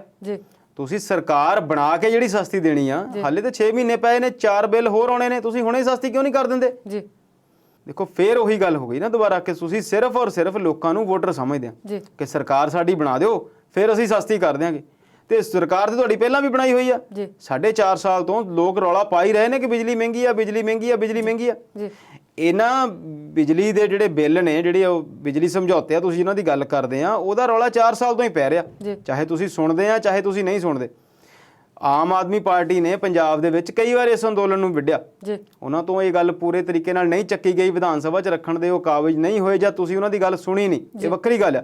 ਹੁਣ ਤੁਸੀਂ ਅੱਜ ਔਨ ਰਿਕਾਰਡ ਇਹ ਗੱਲ ਕਹਿ ਰਹੇ ਆ ਕਿ ਜਦੋਂ ਸਰਕਾਰ ਆਏਗੀ ਤੇ ਅਸੀਂ ਇਹਨੂੰ ਸੋਧ ਦਿਆਂਗੇ। ਤੇ ਭਲਿਓ ਲੋਕੋ, ਚੰਗਾ ਕੰਮ ਕਰਨ ਲਈ 6 ਮਹੀਨੇ ਦੀ ਉਡੀਕ ਕਿਉਂ ਕਰਦੇ ਆ? ਹੁਣੇ ਉਹਨੂੰ ਸੋਧ ਦਿਓ। 6 ਮਹੀਨੇ ਦਾ ਟਾਈਮ ਹਲੇ ਬਕਾਇਆ। ਸੋ ਇਹ ਜਿਹੜੀਆਂ ਸਾਰੀਆਂ ਗੱਲਾਂ ਨੇ ਇਹ ਸਿਰਫ ਔਰ ਸਿਰਫ ਜਵਾਨੀ ਕਲਾਮੀ ਨੇ। ਇਹ ਲੋਕਾਂ ਨੂੰ ਲੁਭਾਉਣ ਲਈ ਫਿਰ ਵਾਅਦੇ ਸਾਬਤ ਹੋਣਗੀਆਂ। ਜੇ ਕਰਨਾ ਚਾਹੁੰਦੇ ਆ ਤਾਂ ਤੁਸੀਂ ਇਹਨਾਂ ਨੂੰ ਹੁਣ ਵੀ ਕਰ ਸਕਦੇ ਜੀ। ਤੇ ਅੰਮ੍ਰਿਤਪਾਲ ਸ਼ਰਮਾ ਜੀ, ਚੋਣਾਂ ਨੂੰ ਹਜੇ 6 ਮਹੀਨੇ ਪਏ ਨੇ ਜਿਵੇਂ ਕਿ ਤੁਸੀਂ ਦੱਸਿਆ, ਪਰ 6 ਮਹੀਨੇ ਪਹਿਲਾਂ ਅਹੁਦੇਦਾਰੀਆਂ ਵੰਡਣ ਦਾ ਸਿਲਸਿਲਾ ਸ਼ੁਰੂ ਹੋ ਗਿਆ। ਕਿਹਨੂੰ ਕਿਹਨੂੰ ਅਹੁਦੇਦਾਰੀਆਂ ਮਿਲੀਆਂ ਨੇ? ਦੇਖੋ ਜੀ, ਇਹ ਜਿਹੜੀ ਗੱਲ ਆ ਤੁਹਾਡੀ ਬਿਲਕੁਲ ਸਹੀ ਆ। ਬਹੁਤ ਸਾਰੀਆਂ ਬੋਰਡ ਨੇ, ਬਹੁਤ ਸਾਰੇ ਕਾਰਪੋਰੇਸ਼ਨਸ ਨੇ, ਬਹੁਤ ਸਾਰੇ ਜ਼ਿਲ੍ਹਾ ਲੈਵਲ ਦੇ ਅਹੁਦੇ ਨੇ ਜਿਹੜੇ ਸਰਕਾਰ ਜਦੋਂ ਨਵੀਂ ਬਣਦੀ ਆ ਤੇ ਕੁਝ B ਲਾਈਨ ਦੇ ਜਾਂ C ਲਾਈਨ ਦੇ ਜਾਂ ਤੁਸੀਂ ਕਹਿ ਸਕਦੇ ਆ ਛੋਟੇ ਲੈਵਲ ਦੇ ਜਿਹੜੇ ਲੀਡਰ ਆ ਉਹਨਾਂ ਦੀ ਆਸ ਹੁੰਦੀ ਆ ਕਿ ਅਸੀਂ ਕਿਤੇ ਨਾ ਕਿਤੇ ਉਹਨਾਂ ਅਹੁਦਿਆਂ ਦੇ ਵਿੱਚ ਫਿੱਟ ਹੋਣਾ। ਪਰ ਇਹ ਸਰਕਾਰਾਂ ਆਪਣੀ ਮਰਜ਼ੀ ਨਾਲ ਚੱਲਦੀਆਂ ਤੇ ਉਹ ਕਈ ਵਾਰ ਉਹ ਲਿਸਟਾਂ ਨਹੀਂ ਬਣਦੀਆਂ। ਜਦੋਂ ਲਿਸਟਾਂ ਬਣਦੀਆਂ ਤੇ ਫਿਰ ਉਹ ਲਿਸਟਾਂ ਹਾਈ ਕਮਾਂਡ ਤੋਂ ਮਨਜ਼ੂਰ ਨਹੀਂ ਹੁੰਦੀਆਂ। ਜੇ ਮਨਜ਼ੂਰ ਹੋ ਜਾਂਦੀਆਂ ਤਾਂ ਤਦ ਤੱਕ ਕੋਈ ਚੋਣਾਂ ਆ ਜਾਂਦੀਆਂ, ਫਿਰ ਆ ਜਾਂਦਾ ਕਿ ਮੰਤਰੀ ਮੰਡਲ 'ਚ ਫੇਰ ਬਦਲ ਹੋਣਾ ਆ, ਫਿਰ ਆ ਗਿਆ ਕਿ 19 ਦੇ ਵਿੱਚ ਸਰਕਾਰ ਨੈਸ਼ਨਲ ਚੋਣਾਂ ਹੋਣੀਆਂ ਨੇ, ਜਨਰਲ ਇਲੈਕਸ਼ਨਸ ਨੇ, ਉਸ ਤੋਂ ਬਾਅਦ ਕਰਾਂਗੇ। ਪਰ ਜਦੋਂ ਫਿਰ ਰੌਲਾ ਪੈ ਗਿਆ, ਜਿਹੜਾ ਵਰਕਰਾਂ ਦੇ ਵਿੱਚ ਜਾਂ ਲੀਡਰਾਂ ਦੇ ਵਿੱਚ ਜਿਹੜੀ ਗੁੱਸਾ ਸੀਗਾ ਉਬਲਣ ਲੱਗ ਗਿਆ, ਸਰਕਾਰ ਦੇ ਖਿਲਾਫ ਬੋਲਣ ਲੱਗੇ, ਤਾਂ ਫਿਰ ਲੋਕਾਂ ਨੂੰ ਸੈੱਟ ਕਰਨ ਦੀ ਜਿਹੜੀ ਆ ਕਵਾਇਦ ਸ਼ੁਰੂ ਕੀਤੀ ਗਈ। ਉਹਦੇ ਵਿੱਚ ਫਿਰ ਇਹ ਵੀ ਨਜ਼ਰ ਆਉਂਦਾ ਸੀਗਾ ਕਿ ਕੋਈ ਲੀਡਰ ਜਦੋਂ ਰੌਲਾ ਪੈਂਦਾ, ਕੈਪਟਨ ਸਾਹਿਬ ਨੂੰ ਪਤਾ ਲੱਗਦਾ ਕਿ ਪਾਰਟੀ ਛੱਡ ਕੇ ਜਾ ਰਿਹਾ ਸ਼ਾਇਦ, ਫਿਰ ਉਹਨਾਂ ਨੂੰ ਅਹੁਦਾ ਦਿੱਤਾ ਜਾਂਦਾ। ਇੱਦਾਂ ਹੀ ਸੇਖੜੀ ਸਾਹਿਬ ਨੂੰ ਜਿਹੜਾ ਹੈਲਥ ਸਿਸਟਮ ਕਾਰਪੋਰੇਸ਼ਨ ਦੇ ਚੇਅਰਮੈਨ ਲਾਇਆ ਗਿਆ ਤੇ ਪਰ ਜਿਹੜੀ ਬੀਬੀ ਭੱਠਲ ਨੇ ਸਾਬਕਾ ਮੁੱਖ ਮੰਤਰੀ ਰਹੇ ਨੇ, ਉਹਨਾਂ ਕੋਲ ਇੱਕ ਪਹਿਲਾਂ ਵੀ ਅਹੁਦਾ ਸੀ, ਉਹਦੇ ਵਿੱਚ 3 ਸਾਲ ਦਾ ਜਿਹੜਾ ਆ ਉਹ ਵਾਧਾ ਕਰ ਦਿੱਤਾ ਗਿਆ। ਸੋ ਇਹ ਵੀ ਗੱਲ ਦੇਖਣੀ ਪਊਗੀ ਕਿ ਹੈਲਥ ਸਿਸਟਮ ਕਾਰਪੋਰੇਸ਼ਨ ਦਾ ਚੇਅਰਪਰਸਨ ਪਹਿਲਾਂ ਕੌਣ ਸੀ, ਕਿੰਨੇ ਸਾਲ ਉਹ ਅਹੁਦਾ ਖਾਲੀ ਰਿਹਾ, ਕੀ ਉਹ ਬੋਰਡ ਫਿਰ ਬੇਅਰਥ ਹੀ ਆ? ਜੇ ਉਹ ਅਰਥਵਾਨ ਆ ਤੇ ਉੱਥੇ ਪਹਿਲਾਂ ਬੰਦਾ ਕਿਉਂ ਨਹੀਂ ਲਾਇਆ ਗਿਆ? ਤੇ ਜੇ ਫਿਰ ਹੁਣ ਤੁਸੀਂ ਇਹਨੂੰ ਰਾਜਨੀਤੀ ਨਾਲ ਵਰਤਣਾ ਤੇ ਫਿਰ ਇਹੋ ਜਿਹੇ ਬੋਰਡ ਜਿਹੜੇ ਆ ਉਹ ਬਣਾਉਣੇ ਹੀ ਕਿਉਂ ਆ ਜੇ ਤੁਸੀਂ ਇਹਨਾਂ ਦੇ ਵਿੱਚ 3-3 ਸਾਲ 4-4 ਸਾਲ ਕੋਈ ਭਰਤੀ ਹੀ ਨਹੀਂ ਕਰਨੀ? ਜਦੋਂ ਨਵੀਂ ਸਰਕਾਰ ਆਉਣੀ ਆ, ਜਿਹੜੀ ਵੀ ਆਈ ਉਹਨੇ ਪਿਛਲੇ ਜਿਹੜੇ ਆ ਸਾਰੇ ਭੰਗ ਕਰਕੇ ਤੇ ਫਿਰ ਨਵੇਂ ਤੋਂ ਅਹੁਦੇਦਾਰੀਆਂ ਜਿਹੜੀਆਂ ਹੈ ਉਹ ਵੰਡਣੀਆਂ ਨੇ। ਸੋ ਇਹ ਜਿਹੜਾ ਸਾਰਾ ਸਿਸਟਮ ਆ, ਤਾਮ ਝਾਮ ਆ, ਇਹ ਰਾਜਨੀਤੀ ਨਾਲ ਜੁੜਿਆ ਹੋਇਆ। ਇਹਦੇ ਚੋਂ ਕੁਝ ਕੁੱਲ ਮਿਲਾ ਕੇ ਨਿਕਲਦਾ ਕੁਝ ਨਹੀਂ। ਤੇ ਇਸ ਵੇਲੇ ਤੁਹਾਨੂੰ ਕੀ ਲੱਗਦਾ ਹੈ ਕਿ ਪੰਜਾਬ ਦੇ 14 ਸਕੂਲਾਂ ਦੇ ਨਾਂ ਤਬਦੀਲ ਕਰਨ ਨਾਲ ਕੀ ਵਿਦਿਆਰਥੀਆਂ ਦਾ ਕੁਝ ਵਧੀਆ ਹੋ ਸਕਦਾ? ਤੁਸੀਂ ਅੱਜ ਸਾਰੀਆਂ ਖਬਰਾਂ ਉੱਦਾਂ ਦੀਆਂ ਲੱਭ ਕੇ ਲਿਆਏ ਆ ਜਿਨ੍ਹਾਂ ਦਾ ਸਬੰਧ ਜਿਹੜਾ ਆ ਨਿਰੀ ਰਾਜਨੀਤੀ, ਕਿਉਂਕਿ ਸਾਡੇ ਆਲੇ ਦੁਆਲੇ ਰਾਜਨੀਤੀ ਦਾ ਮਾਹੌਲ ਬਣਿਆ ਹੋਇਆ। ਹਰ ਆਗੂ ਕੁਝ ਨਾ ਕੁਝ ਇਹੋ ਜਿਹਾ ਐਲਾਨ ਦਿੰਦਾ ਹੈ ਕਿ ਉਹਦੇ ਨਾਲ ਲੋਕਾਂ ਨੂੰ ਲੁਭਾਇਆ ਜਾ ਸਕੇ ਤੇ ਵੋਟਾਂ ਦਾ ਹੁਣੇ ਹੀ ਕੰਮ ਤੋਂ ਸਿਲਸਿਲਾ ਜਿਹੜਾ ਸ਼ੁਰੂ ਕੀਤਾ ਜਾ ਸਕੇ। ਇਸ ਕਰਕੇ ਮੈਨੂੰ ਲੱਗਦਾ ਹੈ ਕਿ ਉਹ ਮੁੱਦੇ ਜ਼ਰੂਰ ਵਿਚਾਰਨੇ ਚਾਹੀਦੇ ਨੇ ਜਿਹੜੇ ਆਮ ਲੋਕਾਂ ਨਾਲ ਜੁੜੇ ਹੋਏ ਹੋਣ। ਬਿਲਕੁਲ ਤੁਹਾਡੀ ਗੱਲ ਠੀਕ ਹੈ ਜੀ। ਰਾਜਨੀਤਿਕ ਦੇ ਜੋ ਸਾਡੇ ਆਲੇ ਦੁਆਲੇ ਹੋ ਰਿਹਾ, ਰਾਜਨੀਤੀ ਜੋ ਕਰ ਰਹੀ ਆ, ਜੋ ਵੀ ਗੁਜ਼ਰ ਰਿਹਾ, ਵਿਚਰ ਰਿਹਾ, ਉਹਦੇ ਤੇ ਨਜ਼ਰ ਵੀ ਰੱਖਣੀ ਆ, ਉਹਦੇ ਤੇ ਗੱਲਬਾਤ ਵੀ ਕਰਨੀ ਜ਼ਰੂਰੀ ਆ, ਤਾਂ ਇਹਦੇ ਨਾਲ ਹੀ ਪਤਾ ਲੱਗੇਗਾ। ਵਿਜੇ ਇੰਦਰ ਸਿੰਗਲਾ ਸਿੱਖਿਆ ਮੰਤਰੀ ਨੇ, ਸਿੱਖਿਆ ਵਿਭਾਗ ਇੱਕ ਐਸਾ ਵਿਭਾਗ ਹੈ ਜਿਹਦੇ 'ਚ ਅਕਸਰ ਹਲਚਲ ਜਿਹੜੀ ਆ ਹੁੰਦੀ ਰਹਿੰਦੀ ਆ। ਬਹੁਤ ਸਾਰੇ ਕਰਮਚਾਰੀ ਇਹਨਾਂ ਦੇ ਹੜਤਾਲ 'ਤੇ ਸੀ, ਵਿਰੋਧ ਪ੍ਰਦਰਸ਼ਨ ਕਰਦੇ ਸੀਗੇ, ਪਟਿਆਲੇ ਵੀ ਬੈਠਦੇ ਆ, ਚੰਡੀਗੜ੍ਹ ਵੀ, ਮੋਹਾਲੀ ਜਿੱਥੇ ਸਿੱਖਿਆ ਦਫ਼ਤਰ ਆ ਉੱਥੇ ਵੀ ਜਾਂਦੇ ਰਹਿੰਦੇ ਨੇ। ਪਰ ਹੁਣ ਇੱਕ ਗੱਲ ਅੱਜ ਇੱਕ ਦੱਸੀ ਇਹਨਾਂ ਨੇ ਕਿ 14 ਪੰਜਾਬ ਦੇ ਸਕੂਲ ਨੇ ਜਿਨ੍ਹਾਂ ਦੇ ਨਾਮ ਬਦਲ ਦਿੱਤੇ ਗਏ ਨੇ। ਉਹ ਨਾਮ ਸ਼ਹੀਦਾਂ ਦੇ ਨਾਂ 'ਤੇ ਜਾਂ ਪ੍ਰਮੁੱਖ ਸ਼ਖਸੀਅਤਾਂ ਦੇ ਨਾਂ 'ਤੇ ਜਾਂ ਆਜ਼ਾਦੀ ਘੁਲਾਟੀਆਂ ਦੇ ਨਾਮ 'ਤੇ ਰੱਖੇ ਜਾਣ ਦੀ ਤਜਵੀਜ਼ ਆ ਜਾਂ ਰੱਖ ਦਿੱਤੇ ਗਏ ਨੇ। ਹੁਣ ਸਵਾਲ ਇਸ ਗੱਲ ਦਾ ਜਿਹੜਾ ਤੁਸੀਂ ਗੱਲ ਕੀਤੀ ਆ ਕਿ ਇਸ ਗੱਲ ਨਾਲ ਉੱਠਦਾ ਆ ਕਿ ਕੀ ਨਾਮ ਬਦਲਣ ਨਾਲ ਕੁਝ ਬਦਲੇਗਾ? ਬਿਲਕੁਲ ਨਾਮ ਬਦਲਣ ਨਾਲ ਕੁਝ ਨਹੀਂ ਬਦਲੇਗਾ। ਇਹ ਤਾਂ ਸਿਰਫ ਇੱਕ ਐਡਰੈਸ ਚੇਂਜ ਹੋ ਗਿਆ ਕਿ ਪਹਿਲਾਂ ਸਰਕਾਰੀ ਸੀਨੀਅਰ ਸੈਕੰਡਰੀ ਸਕੂਲ ਸੀ, ਹੁਣ ਉਹਦੇ ਮੋਹਰੇ ਇੱਕ ਬੰਦੇ ਦਾ ਨਾਮ ਲਾ ਦਿੱਤਾ ਗਿਆ ਜਿਹਨੇ ਕੋਈ ਜ਼ਿੰਦਗੀ 'ਚ ਚੰਗਾ ਕੰਮ ਕੀਤਾ ਸੀ। ਪਰ ਇਹਨਾਂ ਨੇ ਇਹੋ ਜਿਹਾ ਕੰਮ ਕੋਈ ਨਹੀਂ ਕੀਤਾ ਵੀ ਗੱਲ ਬਾਅਦ ਵਿੱਚ 10 ਸਾਲ ਬਾਅਦ ਜਾਂ 20 ਸਾਲ ਬਾਅਦ ਇਹਨਾਂ ਦਾ ਨਾ ਵੀ ਨਾਮ ਕਿਸੇ ਸਕੂਲ ਨਾਲ ਲੱਗੇ। ਸੋ ਇਹ ਸਿਰਫ ਇੱਕ ਪ੍ਰਕਿਰਿਆ ਆ। ਫਿਰ ਉਹ ਕੁਝ ਜਾਤੀ ਵਿਸ਼ੇਸ਼ ਦੇ ਲੋਕਾਂ ਨੂੰ ਜਾਂ ਕੁਝ ਧਰਮ ਵਿਸ਼ੇਸ਼ ਦੇ ਲੋਕਾਂ ਨੂੰ, ਜਾਂ ਜਿਹੜੇ ਬੰਦੇ ਇਦਾਂ ਦੀ ਡਿਮਾਂਡ ਕਰਦੇ ਸੀਗੇ ਕਿ ਸਾਡੇ ਕਿਸੇ ਬੰਦੇ ਨੇ ਚੰਗਾ ਕੰਮ ਕੀਤਾ ਸੀ, ਆਜ਼ਾਦੀ ਦੀ ਲੜਾਈ ਦੇ ਵਿੱਚ ਕਿਸੇ ਨੇ ਕੰਮ ਕੀਤਾ, ਜਾਂ ਇੱਕ ਸਕੂਲ ਦਾ ਨਾਮ ਸ਼ਾਇਦ ਡਾਕਟਰ BR ਅੰਬੇਦਕਰ ਦੇ ਨਾਮ ਤੇ ਰੱਖਣ ਦੀ ਗੱਲ ਕੀਤੀ ਹੈ। ਇੱਕ ਪ੍ਰਾਇਮਰੀ ਸਕੂਲ ਦੇ ਨਾਮ ਉਹਨਾਂ ਨਾਲ ਰੱਖਣ ਨਾਲ ਕੀ ਹੋਵੇਗਾ? ਸੋਚਣਾ ਪਵੇਗਾ ਸਰਕਾਰ ਨੂੰ ਕਿ ਜਿੰਨੇ ਸਕੂਲਾਂ ਦੇ ਵਿੱਚ ਟੀਚਰ ਖਾਲੀ ਹੈ, ਇਹਨਾਂ ਬੰਦਿਆਂ ਦੇ ਨਾਮ ਤੇ ਉਹਨਾਂ ਟੀਚਰਾਂ ਦੀ ਭਰਤੀ ਹੋਰ ਕਰ ਦਿਓ। ਜੋ ਇਨਫਰਾਸਟ੍ਰਕਚਰ ਸਕੂਲਾਂ ਨੂੰ ਚਾਹੀਦਾ ਆ ਉਹਦੀ ਗੱਲ ਕਰ ਦਿਓ। ਇਦਾਂ ਦੀ ਇੱਕ ਖਬਰ ਹੋਰ ਵੀ ਸੀ ਕਿ ਮਿਡ ਡੇ ਮੀਲ ਮਿਲਦਾ ਸੀ ਅੱਗੇ, ਦੁਪਹਿਰ ਦਾ ਭੋਜਨ ਜਿਹੜਾ ਬੱਚਿਆਂ ਨੂੰ ਸਕੂਲਾਂ 'ਚ ਮਿਲਦਾ ਸੀ, ਹੁਣ ਉਹ ਸਵੇਰ ਦਾ ਭੋਜਨ ਵੀ ਜਿਹੜਾ ਆ ਬੱਚਿਆਂ ਨੂੰ ਸਕੂਲਾਂ 'ਚ ਮਿਲਿਆ ਕਰੇਗਾ। ਇਹ ਸਾਰੀਆਂ ਯੋਜਨਾਵਾਂ ਦੇ ਐਲਾਨ ਜਿਹੜੇ ਆ ਜ਼ਰੂਰ ਹੁੰਦੇ ਰਹਿੰਦੇ ਨੇ, ਪਰ ਮਿਡ ਡੇ ਮੀਲ ਦੀ ਜਦੋਂ ਅਸੀਂ ਤਲਖ ਹਕੀਕਤ ਜਾ ਕੇ ਸਕੂਲਾਂ 'ਚ ਦੇਖਦੇ ਹਾਂ, ਸਰਕਾਰੀ ਸਕੂਲਾਂ ਦੇ ਵਿੱਚ ਜਦੋਂ ਉਹ ਦੁਪਹਿਰ ਦਾ ਭੋਜਨ ਬੱਚਿਆਂ ਨੂੰ ਕਿੱਦਾਂ ਦਾ ਮਿਲਦਾ ਆ, ਉਹਦੀ ਗੁਣਵੱਤਾ ਤੇ ਬਹੁਤ ਸਾਰੇ ਸਵਾਲ ਉੱਠਦੇ ਨੇ। ਸਕੂਲਾਂ ਦੇ ਵਿੱਚ ਸਟਾਫ ਨਹੀਂ ਹੈਗਾ ਜਿਹੜਾ ਉਹ ਫੂਡ ਪ੍ਰੋਵਾਈਡ ਕਰਾ ਸਕੇ, ਉਹਦੇ ਤੇ ਬੜੀਆਂ ਗੱਲਾਂ ਹੁੰਦੀਆਂ। ਫਿਰ ਸਕੂਲ ਇਹੋ ਜਿਹੀਆਂ ਇਨਫਰਾਸਟ੍ਰਕਚਰ, ਇਹੋ ਜਿਹਾ ਸਕੂਲਾਂ ਦਾ ਹਾਲਾਤ ਇਹੋ ਜਿਹੇ ਨੇ ਕਿ ਚੋਰ ਚੱਕੇ ਰਾਤ ਨੂੰ ਉੱਥੇ ਤੋੜ ਕੇ ਜਿੰਦਾ ਤੇ ਉਹਨਾਂ ਦਾ ਗੈਸ ਵੀ ਚੁੱਕ ਕੇ ਲੈ ਜਾਂਦੇ ਨੇ ਤੇ ਭਾਂਡੇ ਵੀ ਚੁੱਕ ਕੇ ਲੈ ਜਾਂਦੇ ਨੇ। ਫਿਰ ਉਹ ਸਮੱਸਿਆਵਾਂ ਜਿਹੜੀਆਂ ਨੇ, ਸੋ ਬਹੁਤ ਸਾਰੀਆਂ ਚੀਜ਼ਾਂ ਕਰਨ ਵਾਲੀਆਂ ਨੇ, ਨਾਮ ਬਦਲਣ ਨਾਲ ਕੁਝ ਨਹੀਂ ਹੋਣਾ। ਤੇ ਅੰਮ੍ਰਿਤਪਾਲ ਸ਼ਰਮਾ ਜੀ, ਅਗਲੇ ਮੁੱਦੇ ਤੁਹਾਡੇ ਨਾਲ ਵਿਚਾਰਾਂਗੇ, ਪਰ ਇਸ ਬ੍ਰੇਕ ਤੋਂ ਬਾਅਦ। ਸੋ ਦਰਸ਼ਕੋ, ਵਿਚਾਰ ਚਰਚਾ ਪ੍ਰੋਗਰਾਮ 'ਚ ਅਗਲੀ ਗੱਲਬਾਤ ਜਾਰੀ ਰੱਖਾਂਗੇ ਅੰਤਰਾਲ ਤੋਂ ਬਾਅਦ।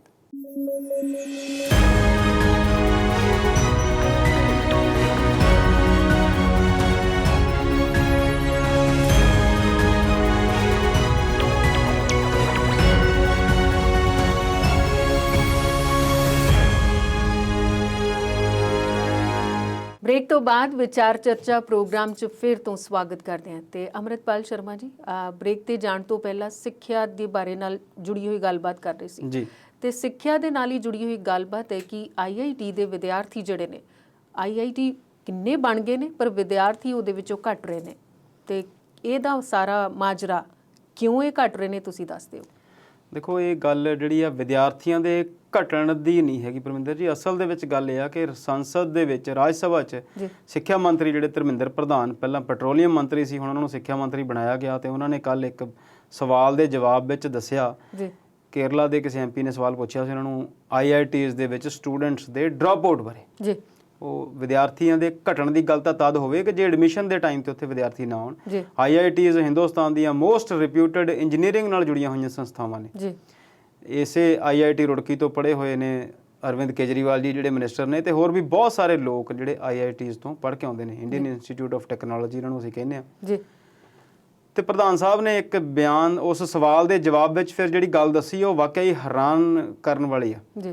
ਬੀਤੇ ਦਿਨੀ ਅਸੀਂ ਗੱਲ ਵੀ ਕੀਤੀ ਸੀ ਤੇ ਪ੍ਰਧਾਨ ਮੰਤਰੀ ਸਾਹਿਬ ਨੇ ਡੈਂਟਿਸਟ ਤੇ ਦੂਸਰੀਆਂ ਜਿਹੜੀਆਂ ਮੈਡੀਕਲ ਸੀਟਾਂ ਆ ਉਹਦੇ ਵਿੱਚ 27% ਰਿਜ਼ਰਵੇਸ਼ਨ OBC ਨੂੰ ਦਿੱਤਾ ਸੀ। ਇਹ ਬੜੇ ਦਿਨਾਂ ਦੀ ਰੁਕੀ ਹੋਈ ਮੰਗ ਸੀ, ਕੋਈ 30 35 40 ਸਾਲ ਤੋਂ ਵੀ ਪੁਰਾਣੀ।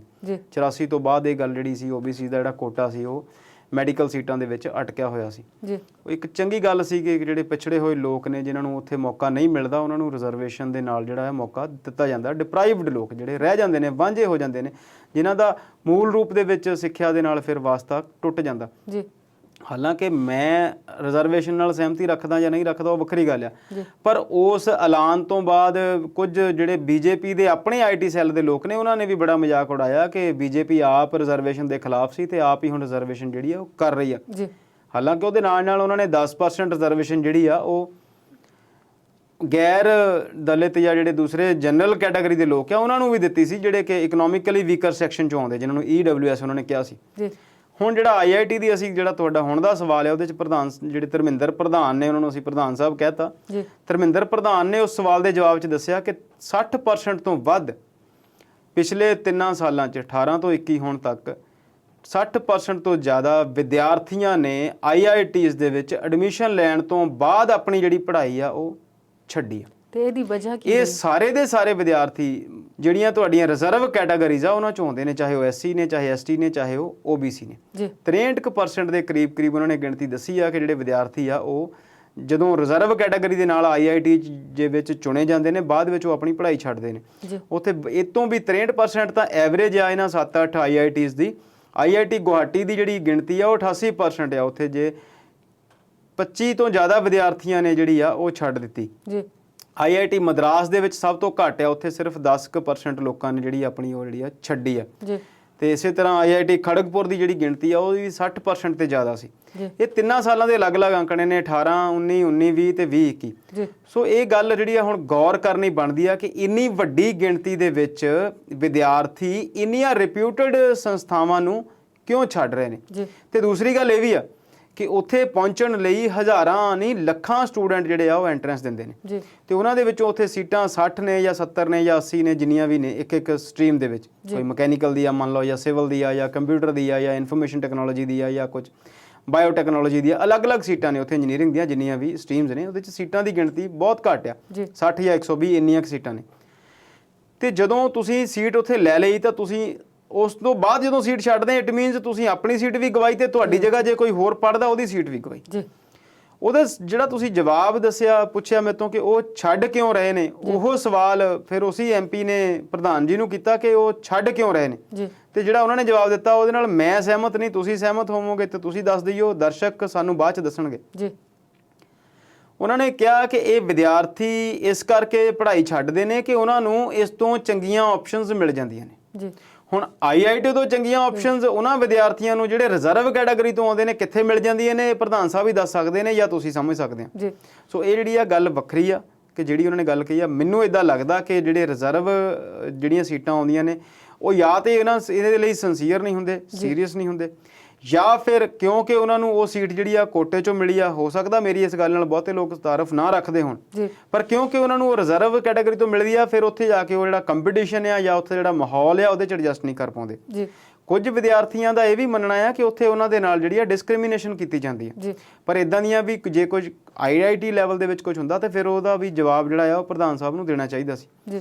ਦੇਖੋ ਮੈਂ ਪਹਿਲਾਂ ਵੀ ਗੱਲ ਕੀਤੀ ਆ ਕਿ ਰਿਜ਼ਰਵੇਸ਼ਨ ਜਿਹੜੀ ਆ ਉਹਦੇ ਤੇ ਸਾਡੇ ਜਿਹੜੇ ਮਤ ਨੇ ਉਹ ਵੱਖਰੇ ਵੱਖਰੇ ਹੋ ਸਕਦੇ ਨੇ, ਪਰ ਇੰਨੀਆਂ ਮਿਆਰੀ ਸੰਸਥਾਵਾਂ ਦੇ ਵਿੱਚ ਐਡਮਿਸ਼ਨ ਲੈਣ ਤੋਂ ਬਾਅਦ ਜੇ ਇੰਨੀ ਵੱਡੀ ਗਿਣਤੀ 'ਚ ਕਿਤੇ 60%, ਕਿਤੇ 70%, ਕਿਤੇ 88% ਤੱਕ ਜੇ ਸਟੂਡੈਂਟ ਛੱਡ ਕੇ ਜਾਂਦੇ ਨੇ ਤਾਂ ਇਹ ਸਰਕਾਰ ਨੂੰ ਇਹ 'ਤੇ ਗੌਰ ਕਰਨਾ ਬਣਦਾ ਤੇ ਉਹਨਾਂ ਨੂੰ ਫਿਰ ਵਾਪਸ ਲੈ ਕੇ ਆਉਣਾ ਚਾਹੀਦਾ ਉਸ ਲੈਵਲ ਤੱਕ, ਤਾਂ ਜੋ ਦੇਖੋ ਇਹ ਸਿਰਫ ਇੱਕ ਵਿਦਿਆਰਥੀ ਨਹੀਂ ਆ, ਇਹ ਉਹ ਪੀੜ੍ਹੀ ਆ, ਇਹ ਉਹ ਇੱਕ ਨਸਲ ਆ, ਇਹ ਉਹ ਇੱਕ ਕੌਮ ਬਣਦੀ ਆ ਜਿਹੜੀ ਬਾਅਦ ਵਿੱਚ ਭਾਰਤ ਨੂੰ ਬਿਹਤਰੀਨ ਇੰਜੀਨੀਅਰ ਦਿੰਦੀ ਆ।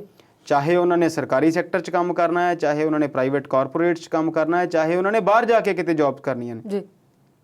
ਇਹ ਹਰ ਸਾਲ ਜਿਹੜੇ ਹਜ਼ਾਰਾਂ ਇੰਜੀਨੀਅਰ ਬਣ ਕੇ ਆਉਂਦੇ ਨੇ ਇਹ ਕੌਮ ਦਾ ਸਰਮਾਇਆ ਨੇ, ਇਹ ਦੇਸ਼ ਦੀ ਸਭ ਤੋਂ ਵੱਡੀ ਪੂੰਜੀ ਆ। ਜਦੋਂ ਅਸੀਂ ਬ੍ਰੇਨ ਡਰੇਨ ਦੀ ਗੱਲ ਕਰਦੇ ਹਾਂ ਜਾਂ ਹੋਰ ਅਸੀਂ ਭਾਰਤ ਨਾਲ ਜੁੜੀਆਂ ਹੋਈਆਂ ਸਮੱਸਿਆਵਾਂ ਦੀ ਗੱਲ ਕਰਦੇ ਹਾਂ ਕਿ ਬਹੁਤ ਸਾਰੇ ਲੋਕ ਇੱਥੇ ਜਾਂ ਆਪਣੀ ਸਕੂਲੀ ਪੜ੍ਹਾਈ ਖਤਮ ਕਰਨ ਤੋਂ ਬਾਅਦ ਬਾਹਰ ਜਾਣ ਦੀ ਗੱਲ ਕਰਦੇ ਨੇ, ਖਾਸ ਤੌਰ ਤੇ ਅਸੀਂ ਪੰਜਾਬ ਦੀ ਗੱਲ ਕਰੀਏ। ਪਰ ਜੇ IIT ਦੇ ਵਿੱਚੋਂ ਇੰਨੀ ਵੱਡੀ ਗਿਣਤੀ ਦੇ ਵਿੱਚ ਜਿਹੜੇ ਵਿਦਿਆਰਥੀ ਨੂੰ ਛੱਡ ਕੇ ਜਾ ਰਹੇ ਨੇ ਤਾਂ ਫਿਰ ਇਹ ਵਾਕਿਆ ਹੀ ਗੰਭੀਰ ਮਸਲਾ ਆ। ਇਹਦੇ ਤੇ ਪ੍ਰਧਾਨ ਸਾਹਿਬ ਦਾ ਸਿਰਫ ਇਹ ਕਹਿ ਦੇਣਾ ਕਿ ਉਹਨਾਂ ਨੂੰ ਵੱਖਰੀਆਂ ਜਾਂ ਇਸ ਤੋਂ ਵਧੀਆ ਆਪਸ਼ਨਸ ਮਿਲ ਜਾਂਦੀਆਂ ਨੇ ਉਹ ਬਿਲਕੁਲ ਤਰਕਹੀਣ ਗੱਲ ਹੈ। ਤੇ ਸ਼ਰਮਾ ਜੀ ਤੁਸੀਂ ਸੰਸਦ ਪਹੁੰਚੇ ਤੇ ਮੰਤਰੀ ਦੇ ਬਿਆਨ ਦੇ ਬਾਰੇ ਸਾਰਾ ਖੁਲਾਸਾ ਕਰ ਦਿੱਤਾ ਹੈ। ਸੰਸਦ ਵਿੱਚ ਇੱਕ ਹੋਰ ਮੁੱਦਾ ਵੀ ਕੱਲ ਸਾਹਮਣੇ ਆਇਆ ਜਿਹੜਾ ਹਿਰਾਸਤੀ ਮੌਤਾਂ ਨਾਲ ਜੁੜਿਆ ਹੋਇਆ ਹੈ ਤੇ ਉਹ ਸਾਰਾ ਮਾਮਲਾ ਕੀ ਹੈ?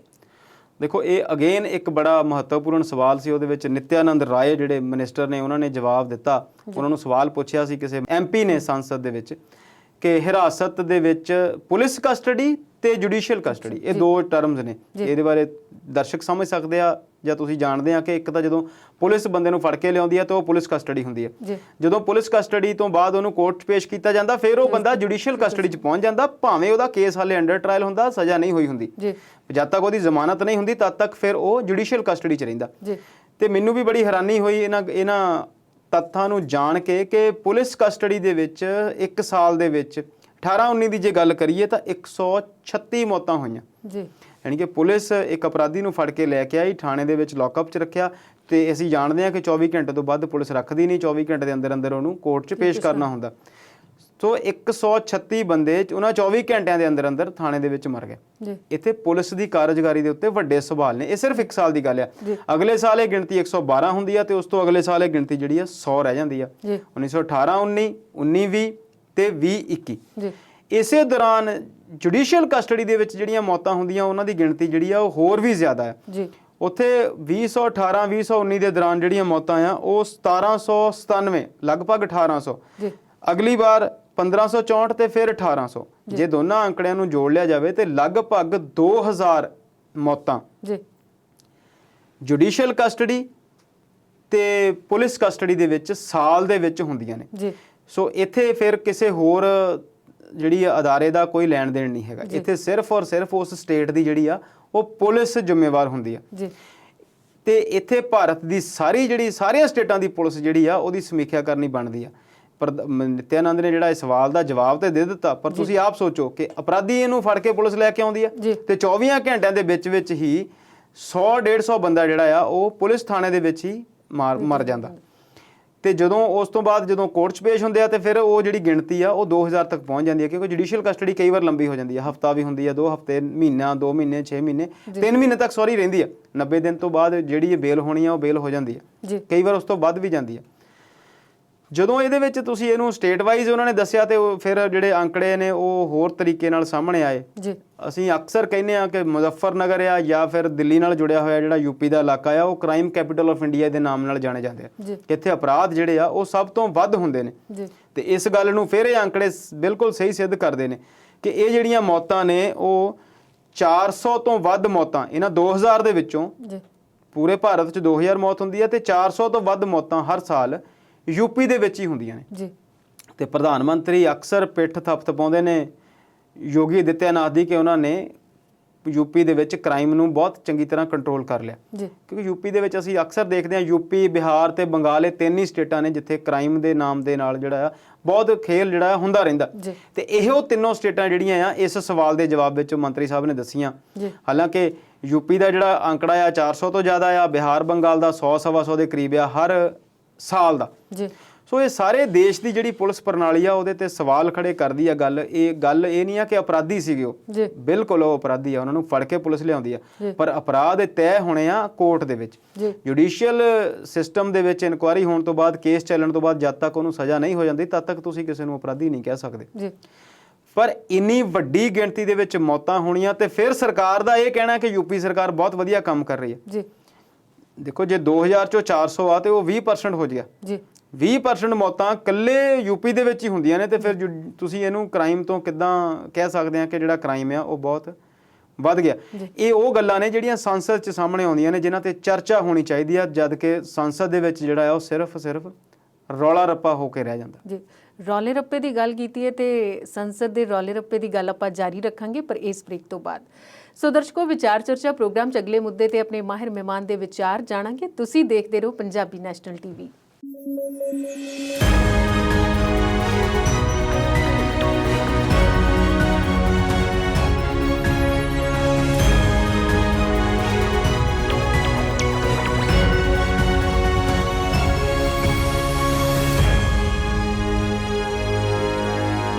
ਪੰਜਾਬੀ ਨੈਸ਼ਨਲ ਟੀਵੀ ਤੇ ਵਿਚਾਰ ਚਰਚਾ ਪ੍ਰੋਗਰਾਮ 'ਚ ਸਵਾਗਤ ਕਰਦੇ ਹਾਂ। ਅੰਮ੍ਰਿਤਪਾਲ ਸ਼ਰਮਾ ਜੀ, ਸੰਸਦ ਦੇ ਰੌਲੇ ਦੀ ਗੱਲ ਕਰ ਰਹੇ ਸੀ ਤੇ ਸੰਸਦ ਵਿੱਚ ਅੱਜ ਵੀ ਰੌਲਾ ਪੈ ਰਿਹਾ। ਬਿਲਕੁਲ ਜੀ, ਵਿਰੋਧੀ ਧਿਰ ਨੇ ਸੰਸਦ ਨੂੰ ਬਹੁਤ ਬੁਰੇ ਤਰੀਕੇ ਨਾਲ ਰੋਕਿਆ ਹੋਇਆ ਇਸ ਵਾਰ ਕਿ ਅਸੀਂ ਸਭ ਤੋਂ ਪਹਿਲਾਂ ਗੱਲ ਤੁਹਾਡੀ ਫੇਰ ਸੁਣਾਂਗੇ, ਫਿਰ ਅਸੀਂ ਕਿਸੇ ਵੀ ਬਹਿਸ ਦਾ ਹਿੱਸਾ ਬਣਾਂਗੇ ਜੇਕਰ ਤੁਸੀਂ ਪੈਗਾਸਸ ਦੇ ਮੁੱਦੇ ਤੇ ਪਹਿਲਾਂ ਜਾਂਚ ਕਰਵਾਓ। ਪੈਗਾਸਸ ਇੱਕ ਵਿਵਾਦ ਦਾ ਵਿਸ਼ਾ ਬਣਿਆ ਹੋਇਆ ਸਾਰੇ ਭਾਰਤ ਦੇ ਵਿੱਚ, ਬਹੁਤ ਵੱਡੇ ਪੱਧਰ ਤੇ ਇਹਦਾ ਜਿਹੜਾ ਰੌਲਾ ਪਿਆ ਹੋਇਆ ਤੇ ਬੀਜੇਪੀ ਇਸ ਗੱਲ ਦੇ ਉੱਤੇ ਵਿਜੇਦਿਆ ਕਿ ਅਸੀਂ ਇਸ ਮੁੱਦੇ, ਇਹ ਕੋਈ ਮੁੱਦਾ ਹੀ ਨਹੀਂ ਆ, ਬਹੁਤ ਜ਼ਿਆਦਾ ਬੇਬਾਕੀ ਦੇ ਨਾਲ ਜਾਂ ਬਹੁਤ ਜ਼ਿਆਦਾ ਹੱਠ ਦੇ ਨਾਲ, ਢੀਠਤਾਈ ਜਿਹਨੂੰ ਅਸੀਂ ਕਹਿ ਸਕਦੇ ਹਾਂ, ਉਹ ਇਸ ਮੁੱਦੇ ਨੂੰ ਰੱਦ ਕਰ ਰਹੇ ਨੇ। ਕਿਸੇ ਚੈਨਲ ਦੇ ਉੱਤੇ ਬੋਲ ਰਹੇ ਸੀਗੇ ਬੀਜੇਪੀ ਦੇ ਸਪੋਕਸਪਰਸਨ ਸੰਬਿਤ ਪਾਤਰਾ, ਮੈਂ ਉਹਨਾਂ ਦੀ ਗੱਲ ਸੁਣ ਰਿਹਾ ਸੀ, ਉਹ ਕਹਿੰਦੇ ਸੀ ਕਿ ਸੰਸਦ ਦੇ ਵਿੱਚ ਪੈਗਾਸਸ ਤੋਂ ਇੰਪੋਰਟੈਂਟ ਲੋਕਾਂ ਦੇ ਮੁੱਦੇ ਨੇ, ਉਹਨਾਂ ਤੇ ਹੀ ਗੱਲ ਹੋਣੀ ਆ, ਪੈਗਾਸਸ ਤੇ ਗੱਲ ਨਹੀਂ ਹੋਣੀ, ਤੁਸੀਂ ਕਰਨੀ ਕਰੋ ਨਹੀਂ ਤੇ ਬੇਸ਼ੱਕ ਮੰਗਲ ਤੇ ਜਾਓ। ਸੋ ਉਹ ਵਿਰੋਧੀ ਧਿਰ ਨੂੰ ਟਿੱਚ ਵੀ ਨਹੀਂ ਸਮਝਦੇ ਤੇ ਵਿਰੋਧੀ ਧਿਰ ਨੂੰ ਉਹ ਦੇਸ਼ ਛੱਡ ਕੇ ਜਾਣ ਦੀ ਗੱਲ ਕਹਿ ਰਹੇ ਨੇ ਕਿਸੇ ਹੋਰ ਗ੍ਰਹਿ ਤੇ। ਇਸ ਤੋਂ ਪਹਿਲਾਂ ਬਿਹਾਰ ਦੇ ਵਿੱਚ ਇਹਨਾਂ ਦੇ ਹੀ ਇੱਕ ਮੰਤਰੀ ਨੇ ਇੱਕ ਵਾਰ ਗੱਲ ਕਹੀ ਸੀ ਕਿ ਜਿਨ੍ਹਾਂ ਨੂੰ ਭਾਰਤ ਦੇ ਵਿੱਚ ਕੋਈ ਸਮੱਸਿਆ ਆ ਉਹ ਪਾਕਿਸਤਾਨ ਚਲੇ ਜਾਣ। ਅਕਸਰ ਇਹੋ ਜਿਹੀਆਂ ਗੱਲਾਂ ਕਰਦੇ ਰਹਿੰਦੇ ਨੇ, ਬਿਆਨਬਾਜ਼ੀ ਜਿਹੜੀ ਹੈ ਇਦਾਂ ਦੀ ਕਰਦੇ ਨੇ ਜਿਹੜੀ ਕਿ ਉਹ ਲੋਕਾਂ ਨੂੰ ਫਿਰ ਵੰਡਣ ਦਾ ਕੰਮ ਕਰਦੀ ਹੋਵੇ। ਸੋ ਜਦੋਂ ਵੀ ਕੋਈ ਇਹਨਾਂ ਦੇ ਖਿਲਾਫ ਗੱਲ ਕਰਦਾ ਤਾਂ ਫਿਰ ਇਹ ਕਹਿੰਦੇ ਨੇ ਕਿ ਤੁਸੀਂ ਛੱਡ ਕੇ ਬੇਸ਼ੱਕ ਮੰਗਲ ਤੇ ਚਲੇ ਜਾਓ ਜਾਂ ਮਾਰਸ ਗ੍ਰਹਿ ਤੇ ਚਲੇ ਜਾਓ, ਅਸੀਂ ਪੈਗਾਸਸ ਤੇ ਜਿਹੜੀ ਆ ਉਹ ਨਹੀਂ ਕਰਾਉਣੀ। ਤੇ ਸਰਕਾਰ ਅਕਸਰ ਇਹ ਦੋਸ਼ ਲਾਉਂਦੀ ਆ ਪਰਮਿੰਦਰ ਜੀ ਕਿ ਵਿਰੋਧੀ ਧਿਰ ਸਰਕਾਰ ਨੂੰ ਚੱਲਣ ਨਹੀਂ ਦੇ ਰਹੀ, ਸੰਸਦ ਨੂੰ ਚੱਲਣ ਨਹੀਂ ਦੇ ਰਹੀ। ਤੇ ਮੋਦੀ ਸਾਹਿਬ ਨੇ ਵੀ 2-3 ਵਾਰ ਕਿਹਾ ਆ ਕਿ ਆਪਣੇ ਐਮਪੀਜ਼ ਨੂੰ ਵੀ ਸਲਾਹ ਦਿੱਤੀ ਸੀ ਕਿ ਪੂਰੇ ਭਾਰਤ ਵਿੱਚ ਇਸ ਗੱਲ ਦਾ ਪ੍ਰਚਾਰ ਕਰੋ ਕਿ ਕਾਂਗਰਸ ਸੰਸਦ ਨੂੰ ਚੱਲਣ ਨਹੀਂ ਦੇ ਰਹੀ। ਤੇ ਮੈਂ ਅੱਜ ਇੱਕ ਪੁਰਾਣੀ ਗੱਲ ਕਿਤੋਂ ਸੁਣਦਾ ਸੀ, ਬਹੁਤ ਪੁਰਾਣੀ, ਇਹ 19 ਕੁ ਪੁਰਾਣੀ ਕਰ ਲਓ ਵੀ 2011 ਦੀ ਗੱਲ ਆ, ਸਤੰਬਰ ਦੀ 30 ਜਨਵਰੀ 2011 ਜਦੋਂ ਮਨਮੋਹਨ ਸਿੰਘ ਦੀ ਸਰਕਾਰ ਸੀ ਤੇ ਅਰੁਣ ਜੇਤਲੀ ਜਿਹੜੇ ਹੁਣ ਇਸ ਦੁਨੀਆ 'ਚ ਨਹੀਂ ਰਹੇ, ਉਹ ਵਿਰੋਧੀ ਧਿਰ ਦੇ ਲੀਡਰ ਸੀ ਰਾਜ ਸਭਾ ਦੇ ਵਿੱਚ। ਉਹਨਾਂ ਨੇ ਸੰਸਦ ਉਸ ਦਿਨ ਨਹੀਂ ਚੱਲਣ ਦਿੱਤੀ। ਸਰਦ ਰੁੱਤ ਦਾ ਸੈਸ਼ਨ ਚੱਲਦਾ ਸੀ, ਜਿਹੜਾ ਕਿ ਇਸ ਸਰਕਾਰ ਨੇ ਇਸ ਵਾਰ ਕਰਵਾਇਆ ਹੀ ਨਹੀਂ। ਕੋਵਿਡ ਦਾ ਬਹਾਨਾ ਲਾਤਾ ਜਾਂ ਕਿਸਾਨ ਅੰਦੋਲਨ ਤੋਂ ਡਰਦਿਆਂ ਨੇ ਇਹਨਾਂ ਨੇ ਦਿੱਲੀ ਦੇ ਵਿੱਚ ਉਹ ਸੈਸ਼ਨ ਨਹੀਂ ਕਰਵਾਇਆ। ਉੱਥੇ ਜਦੋਂ ਰਾਜ ਸਭਾ ਤੋਂ ਬਾਹਰ ਆਏ ਆ ਤੇ ਉਹਨਾਂ ਨੂੰ ਪੱਤਰਕਾਰਾਂ ਨੇ ਪੁੱਛਿਆ ਜੇਤਲੀ ਜੀ ਨੂੰ ਕਿ ਤੁਸੀਂ ਸੰਸਦ ਨੂੰ ਕਿਉਂ ਨਹੀਂ ਚੱਲਣ ਦਿੰਦੇ, ਰਾਜ ਸਭਾ ਦੀ ਜਿਹੜੀ ਆ ਕਾਰਵਾਈ ਉਹ ਕਾਰਵਾਈ ਤਾਂ ਚੱਲਣ ਦਿਓ, ਬਹਿਸ ਕਰੋ ਉੱਥੇ। ਤੇ ਫਿਰ ਜਿਹੜੇ ਉਹਨਾਂ ਨੇ ਬਿਆਨ ਦਿੱਤੇ ਉਦੋਂ ਪੱਤਰਕਾਰ ਨੂੰ, ਜੋ ਉਹਨਾਂ ਨੇ ਕਿਹਾ ਉਹ ਔਨ ਰਿਕਾਰਡ ਆ। ਉਹਨਾਂ ਨੇ ਕਿਹਾ ਕਿ ਬਹੁਤ ਵਾਰ ਜਿਹੜੀ ਸਰਕਾਰ ਦੀ ਬਹਿਸ ਦੇ ਵਿੱਚ ਅਸੀਂ ਹਿੱਸਾ ਲੈ ਕੇ ਉਹਨੂੰ ਜਦੋਂ ਅਸੀਂ ਉਹਦੇ ਵਿੱਚ ਹਿੱਸਾ ਲੈਂਦੇ ਹਾਂ ਤੇ ਫਿਰ ਅਸੀਂ ਲੋਕਤੰਤਰ ਦਾ ਮਜ਼ਾਕ ਬਣਾਉਂਦੇ ਹਾਂ, ਫਿਰ ਅਸੀਂ ਲੋਕਤੰਤਰਕ ਪ੍ਰਕਿਰਿਆਵਾਂ ਦਾ ਪਾਲਣ ਨਹੀਂ ਕਰਦੇ। ਉਹਨਾਂ ਦੇ ਕਹਿਣ ਦਾ ਅਰਥ ਬਿਲਕੁਲ ਇਹੀ ਸੀ ਕਿ ਸਰਕਾਰ ਜਦੋਂ ਨੰਬਰਾਂ ਦੇ ਵਿੱਚ ਵੱਧ ਹੁੰਦੀ ਆ ਫਿਰ ਉਹ ਬਹਿਸ ਦੇ ਨਾਲ ਗੱਲ ਨਹੀਂ ਬਣਦੀ, ਫਿਰ ਸਾਨੂੰ ਉਸ ਕਾਰਵਾਈ ਨੂੰ ਜਿਹੜਾ ਰੋਕਣਾ ਆ ਉਹ ਲੋਕਤੰਤਰਿਕ ਹੁੰਦਾ। ਸੋ ਇਹ ਗੱਲ ਅੱਜ ਸਾਰੀ ਬੀਜੇਪੀ ਨੂੰ ਇਹ ਗੱਲ ਉਹ ਪੜ੍ਹਨੀ ਚਾਹੀਦੀ ਆ, ਸੁਣਨੀ ਚਾਹੀਦੀ ਆ। 2011 ਦਾ ਜਿਹੜਾ ਅਰੁਣ ਜੇਤਲੀ ਦਾ ਬਿਆਨ ਆ ਉਹ ਅੱਜ ਵੀ ਉਨਾ ਹੀ ਰੈਲੇਵੈਂਟ ਆ, ਭਾਵੇਂ ਉਹ ਨਹੀਂ ਹੈਗੇ। ਹੁਣ ਇਹ ਕਹਿ ਦੇਣਗੇ ਕਿ ਉਹ ਉਦੋਂ ਦੀ ਗੱਲ ਸੀ ਤੇ ਉਦੋਂ ਮੁੱਦਾ ਕੀ ਸੀ। ਉਦੋਂ ਵੀ ਕਿਸੇ ਮੁੱਦੇ ਤੇ ਸਮੇਂ ਦੀ ਸਰਕਾਰ ਜਿਹੜੀ ਆ ਉਹ ਧੱਕਾ ਕਰਦੀ ਸੀ, ਨੰਬਰਸ ਨੂੰ ਲੈ ਕੇ ਸਾਹਮਣੇ ਤੇ ਉਹ ਆਪਣੀ ਗੱਲ ਰੱਖਦੀ ਸੀ। ਇਸੇ ਤਰ੍ਹਾਂ ਫਿਰ ਅਗਲੀ ਵਾਰ ਜਦੋਂ ਗੱਲ ਹੁੰਦੀ ਆ 26 ਅਗਸਤ 2012 ਨੂੰ, ਜਦੋਂ ਮੌਨਸੂਨ ਸੈਸ਼ਨ ਸੀ ਤੇ ਲੋਕ ਸਭਾ ਦੇ ਵਿੱਚ ਲੀਡਰ ਸੀ ਇਹਨਾਂ ਦੇ ਸੁਸ਼ਮਾ ਸਵਰਾਜ। ਬਦਕਿਸਮਤੀ ਨਾਲ ਉਹ ਵੀ ਇਸ ਦੁਨੀਆ 'ਚ ਨਹੀਂ ਹੈਗੇ। ਬੀਜੇਪੀ ਦੇ ਬਹੁਤ ਚੰਗੇ ਲੀਡਰ ਸੀ ਤੇ ਬਹੁਤ ਚੰਗੀ ਵਿਰੋਧੀ ਭੂਮਿਕਾ ਨਿਭਾਉਂਦੇ ਸੀ। ਉਹਨਾਂ ਨੇ ਵੀ ਇਹੀ ਗੱਲ ਕਹੀ ਸੀ। ਉਸ ਦਿਨ ਲੋਕ ਸਭਾ ਦੀ ਕਾਰਵਾਈ ਨਹੀਂ ਚੱਲੀ। ਮੈਂ 2011 ਦੇ 2 ਸੈਸ਼ਨਸ ਦੀ ਗੱਲ ਕਰਦਾ, 2012 ਦੇ ਇੱਕ ਸੈਸ਼ਨ ਦੀ ਗੱਲ ਕੀਤੀ। ਉਦੋਂ ਬੀਜੇਪੀ ਵਿਰੋਧੀ ਧਿਰ 'ਚ ਸੀ ਤੇ ਉਦੋਂ ਉਹ ਲੋਕ ਸਭਾ ਨੂੰ ਜਾਂ ਰਾਜ ਸਭਾ ਨੂੰ ਨਹੀਂ ਚੱਲਣ ਦਿੰਦੇ ਸੀ। ਤੇ ਸੁਸ਼ਮਾ ਸਵਰਾਜ ਨੇ ਵੀ ਇਹੀ ਕਿਹਾ ਸੀਗਾ ਕਿ ਲੋਕਤੰਤਰ ਦੇ ਵਿੱਚ ਜਿਹੜੀ ਸੰਸਦ ਨੂੰ ਨਾ ਚੱਲਣ ਦੇਣਾ, ਸਰਕਾਰ ਦੀ ਕਿਸੇ ਗੱਲ ਦੇ ਉੱਤੇ ਵਿਰੋਧੀ ਧਿਰ ਦਾ ਇੰਨਾ ਵਿਰੋਧ ਵਿੱਚ ਆਉਣਾ ਕਿ ਉਹ ਜਿਹੜਾ ਕੰਮ ਨਾ ਚੱਲ ਸਕੇ, ਉਹ ਵੀ ਲੋਕਤੰਤਰਕ ਪ੍ਰਕਿਰਿਆਵਾਂ ਦਾ ਹਿੱਸਾ ਆ, ਉਹ ਅਲੋਕਤੰਤਰੀ ਗੱਲ ਨਹੀਂ ਹੈ। ਸੋ ਅੱਜ ਬਹੁਤ ਸਾਰੇ ਮੀਡੀਆ ਚੈਨਲ, ਬਹੁਤ ਸਾਰੇ ਐਕਟਿਵਿਸਟ ਜਿਹੜੇ ਆ ਜਾਂ ਬੀਜੇਪੀ ਦੇ ਲੋਕ ਨੇ, ਉਹ ਕਹਿੰਦੇ ਨੇ ਕਿ ਵਿਰੋਧੀ ਧਿਰ ਸੰਸਦ ਨੂੰ ਨਹੀਂ ਚੱਲਣ ਦੇ ਰਹੀ। ਪਰ ਗੱਲ ਤੇ ਇਹ ਹੈ ਨਾ ਕਿ ਉਹਨਾਂ ਨੂੰ ਇਹ ਸਮਝਣਾ ਪਊਗਾ ਕਿ ਵਿਰੋਧੀ ਧਿਰ ਚਰਚਾ ਕਿਸ ਗੱਲ ਤੇ ਕਰਨੀ ਚਾਹੁੰਦੀ ਆ, ਤੁਸੀਂ ਉਹ ਕਿਉਂ ਨਹੀਂ ਹੋਣ ਦਿੰਦੇ। ਸੋ ਰੌਲਾ ਰੱਪਾ ਜਿਹੜਾ ਉਹ ਬਰਕਰਾਰ ਆ।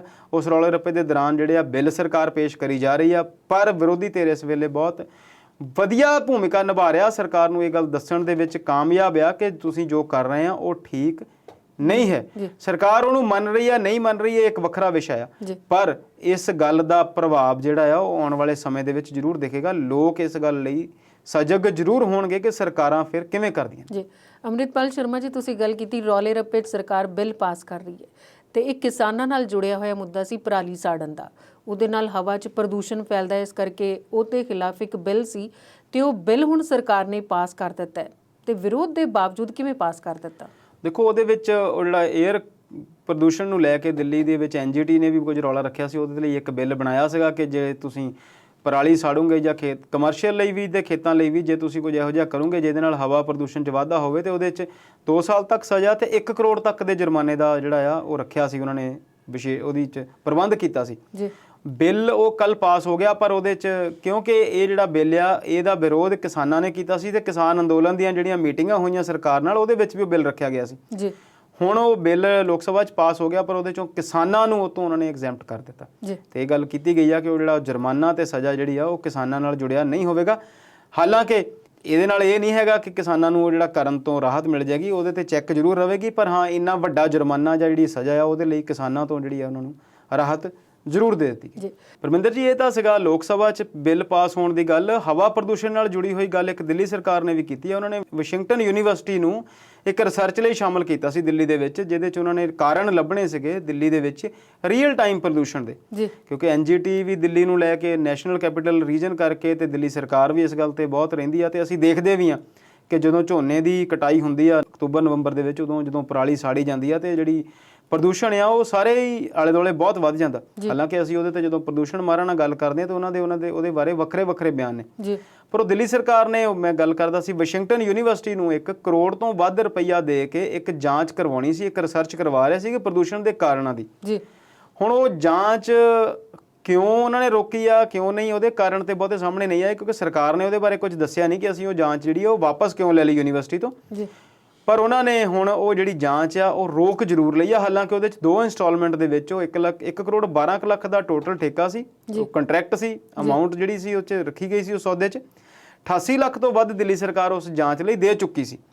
ਪਰ ਮੈਨੂੰ ਲੱਗਦਾ ਕਿ ਉਹਨਾਂ ਨੇ ਜਾਂਚ ਤੋਂ ਹੱਥ ਵਾਪਸ ਖਿੱਚ ਲਏ ਆ। ਇਹ ਕੀ ਆ ਕੀ ਨਹੀਂ ਇਹ ਦੇਖਦੇ ਆ, ਪਰ ਇਹ ਗੱਲ ਸਿੱਧ ਕਰਦੀ ਆ ਕਿ ਸਰਕਾਰਾਂ ਚਾਹੇ ਕੋਈ ਵੀ ਨੇ ਉਹ ਬਹੁਤਿਆਂ ਮੁੱਦਿਆਂ ਨੂੰ ਲੈ ਕੇ ਸਜਗ ਨਹੀਂ ਰਹਿੰਦੀਆਂ, ਸੀਰੀਅਸ ਨਹੀਂ ਹੁੰਦੀਆਂ। ਉਹਦੇ ਲਈ ਉਹ ਜ਼ਿਆਦਾਤਰ ਕੇ ਡਰਾਮੇ ਹੀ ਕਰਦੀਆਂ। ਤੇ ਇਸ ਵੇਲੇ ਪੈਗੇਸਸ ਦਾ ਮੁੱਦਾ ਬਿਲਕੁਲ ਡਰਾਮੇਬਾਜ਼ੀ ਨਹੀਂ ਹੈ, ਸਰਕਾਰ ਲਈ ਹੋ ਸਕਦਾ ਹੈ, ਵਿਰੋਧੀ ਧਿਰਾਂ ਲਈ ਹੋ ਸਕਦਾ ਹੈ, ਪਰ ਸੁਪਰੀਮ ਕੋਰਟ ਵਿੱਚ ਇਹ ਮਾਮਲੇ ਤੇ ਕੱਲ ਸੁਣਵਾਈ ਹੋਈ ਹੈ ਤੇ ਸੁਪਰੀਮ ਕੋਰਟ ਨੇ ਕੀ ਆਖਿਆ ਆਪਣੀ ਜੇ ਮੈਂ ਸੁਪਰੀਮ ਕੋਰਟ ਤੋਂ ਪਹਿਲਾਂ ਪੈਗਾਸਸ ਦੇ ਮੁੱਦੇ ਦੀ ਗੱਲ ਕਰਾਂ ਤੇ ਸੰਸਦ ਦੀ ਇੱਕ ਕਮੇਟੀ ਆ ਜਿਹਨੂੰ ਅਸੀਂ ਕਹਿੰਦੇ ਆ ਸੂਚਨਾ ਤੇ ਪ੍ਰੌਦਯੋਗਿਕੀ ਦੀ ਸਥਾਈ ਸਮਿਤੀ ਜੀ, ਉਹਦੇ ਵਿੱਚ ਉਸ ਕਮੇਟੀ ਦੇ ਅਧਿਆਕਸ਼ ਨੇ ਕਾਂਗਰਸ ਦੇ MP ਸ਼ਸ਼ੀ ਥਰੂਰ ਜੀ, ਤੇ 15 ਤੋਂ ਜ਼ਿਆਦਾ ਮੈਂਬਰ ਉਸ ਕਮੇਟੀ ਦੇ ਵਿੱਚ BJP ਦੇ ਨੇ। ਕੁਝ ਹੋਰ ਮੈਂਬਰ ਹੋਣਗੇ, ਤੁਹਾਨੂੰ ਪਤਾ ਸੰਸਦ ਦੇ ਵਿੱਚ ਬਹੁਤ ਸਾਰੀਆਂ ਸਥਾਈ ਸਮਿਤੀਆਂ ਬਣੀਆਂ ਹੋਈਆਂ ਜਿਹੜੀਆਂ ਅਲੱਗ-ਅਲੱਗ ਡਿਪਾਰਟਮੈਂਟਸ ਦੇ ਅਲੱਗ-ਅਲੱਗ ਕੰਮਾਂ ਨੂੰ ਦੇਖਦੀਆਂ, ਕਿਉਂਕਿ ਸੂਚਨਾ ਨਾਲ ਜੁੜੀ ਹੋਈ ਗੱਲ ਆ ਪੈਗਾਸਸ, ਤੇ ਨਿੱਜੀ ਅਧਿਕਾਰਾਂ ਨਾਲ ਜੁੜੀ ਹੋਈ ਗੱਲ ਆ, ਟੈਲੀਫੋਨ ਨਾਲ ਜੁੜੀ ਹੋਈ ਗੱਲ ਆ, ਜਸੂਸੀ ਨਾਲ ਜੁੜੀ ਹੋਈ ਗੱਲ ਆ। ਇਸ ਕਮੇਟੀ ਦੀ ਇੱਕ ਮੀਟਿੰਗ ਹੋਣੀ ਸੀ। ਉਸ ਕਮੇਟੀ ਦੇ ਪ੍ਰਧਾਨ ਨੇ ਮੀਟਿੰਗ ਬੁਲਾਈ ਸੀ ਸ਼ਸ਼ੀ ਥਰੂਰ ਨੇ। 15 ਮੈਂਬਰ BJP ਦੇ ਸੀ, ਉਹ 15 ਦੇ 15 ਮੈਂਬਰ ਉਸ ਮੀਟਿੰਗ ਦੇ ਵਿੱਚ ਆਏ ਨਹੀਂ ਜੀ। ਇਹਦੇ ਨਾਲ ਦੀ ਨਾਲ ਮੀਟਿੰਗ ਦੇ ਵਿੱਚ ਕੁਝ ਸਰਕਾਰੀ ਅਧਿਕਾਰੀਆਂ ਨੇ ਵੀ ਬੈਠਣਾ ਹੁੰਦਾ, ਸੈਕਟਰੀ ਲੈਵਲ ਦੇ ਲੋਕ ਬੈਠਦੇ ਨੇ ਜਿਹੜੇ ਇਸ ਡਿਪਾਰਟਮੈਂਟ ਦੇ ਨੇ। ਉੱਥੇ 3 ਸਰਕਾਰੀ ਡਿਪਾਰਟਮੈਂਟ ਦੇ ਲੋਕ ਬੁਲਾਏ ਗਏ ਸੀ। ਹੋਮ ਅਫੇਅਰਸ ਮਿਨਿਸਟਰੀ ਤੋਂ ਵੀ ਬੁਲਾਏ ਸੀ, ਗ੍ਰਹਿ ਮੰਤਰਾਲਿਆ ਤੋਂ ਵੀ, ਟੈਲੀਕਾਮ ਮਿਨਿਸਟਰੀ ਤੋਂ ਵੀ, ਤੇ ਸੂਚਨਾ ਤੇ ਪ੍ਰਸਾਰਣ ਵਿਭਾਗ ਤੋਂ ਵੀ। ਤੁਸੀਂ ਹੁਣ ਮਜ਼ੇ ਦੀ ਗੱਲ ਦੇਖੋ ਕਿ ਉਸ ਕਮੇਟੀ ਦੇ ਵਿੱਚ BJP ਦੇ ਬੰਦੇ ਤੇ ਨਹੀਂ ਆਏ, ਉਹ ਵੱਖਰੀ ਗੱਲ ਆ, ਪਰ ਇਹਨਾਂ ਤਿੰਨਾਂ ਡਿਪਾਰਟਮੈਂਟਾਂ ਦੇ ਜਿਹੜੇ ਸਰਕਾਰੀ ਅਧਿਕਾਰੀ ਆ, ਜਿਹੜੇ ਸਰਕਾਰ ਦੇ ਮੁਲਾਜ਼ਮ ਆ, ਸੈਕਟਰੀ ਲੈਵਲ ਦੇ ਸੀਨੀਅਰ IAS ਹੁੰਦੇ ਆ, ਉਹ ਵੀ ਉੱਥੇ ਨਹੀਂ ਆਏ। ਸੋ ਇਹ ਜਿਹੜੀਆਂ ਗੱਲਾਂ ਆ ਇਹ ਸਿੱਧ ਕਰਦੀਆਂ ਕਿ ਪੈਗਾਸਸ ਦੇ ਵਿੱਚ ਬਹੁਤ ਸਾਰੀਆਂ ਚੀਜ਼ਾਂ ਦਾ ਰੌਲਾ ਆ।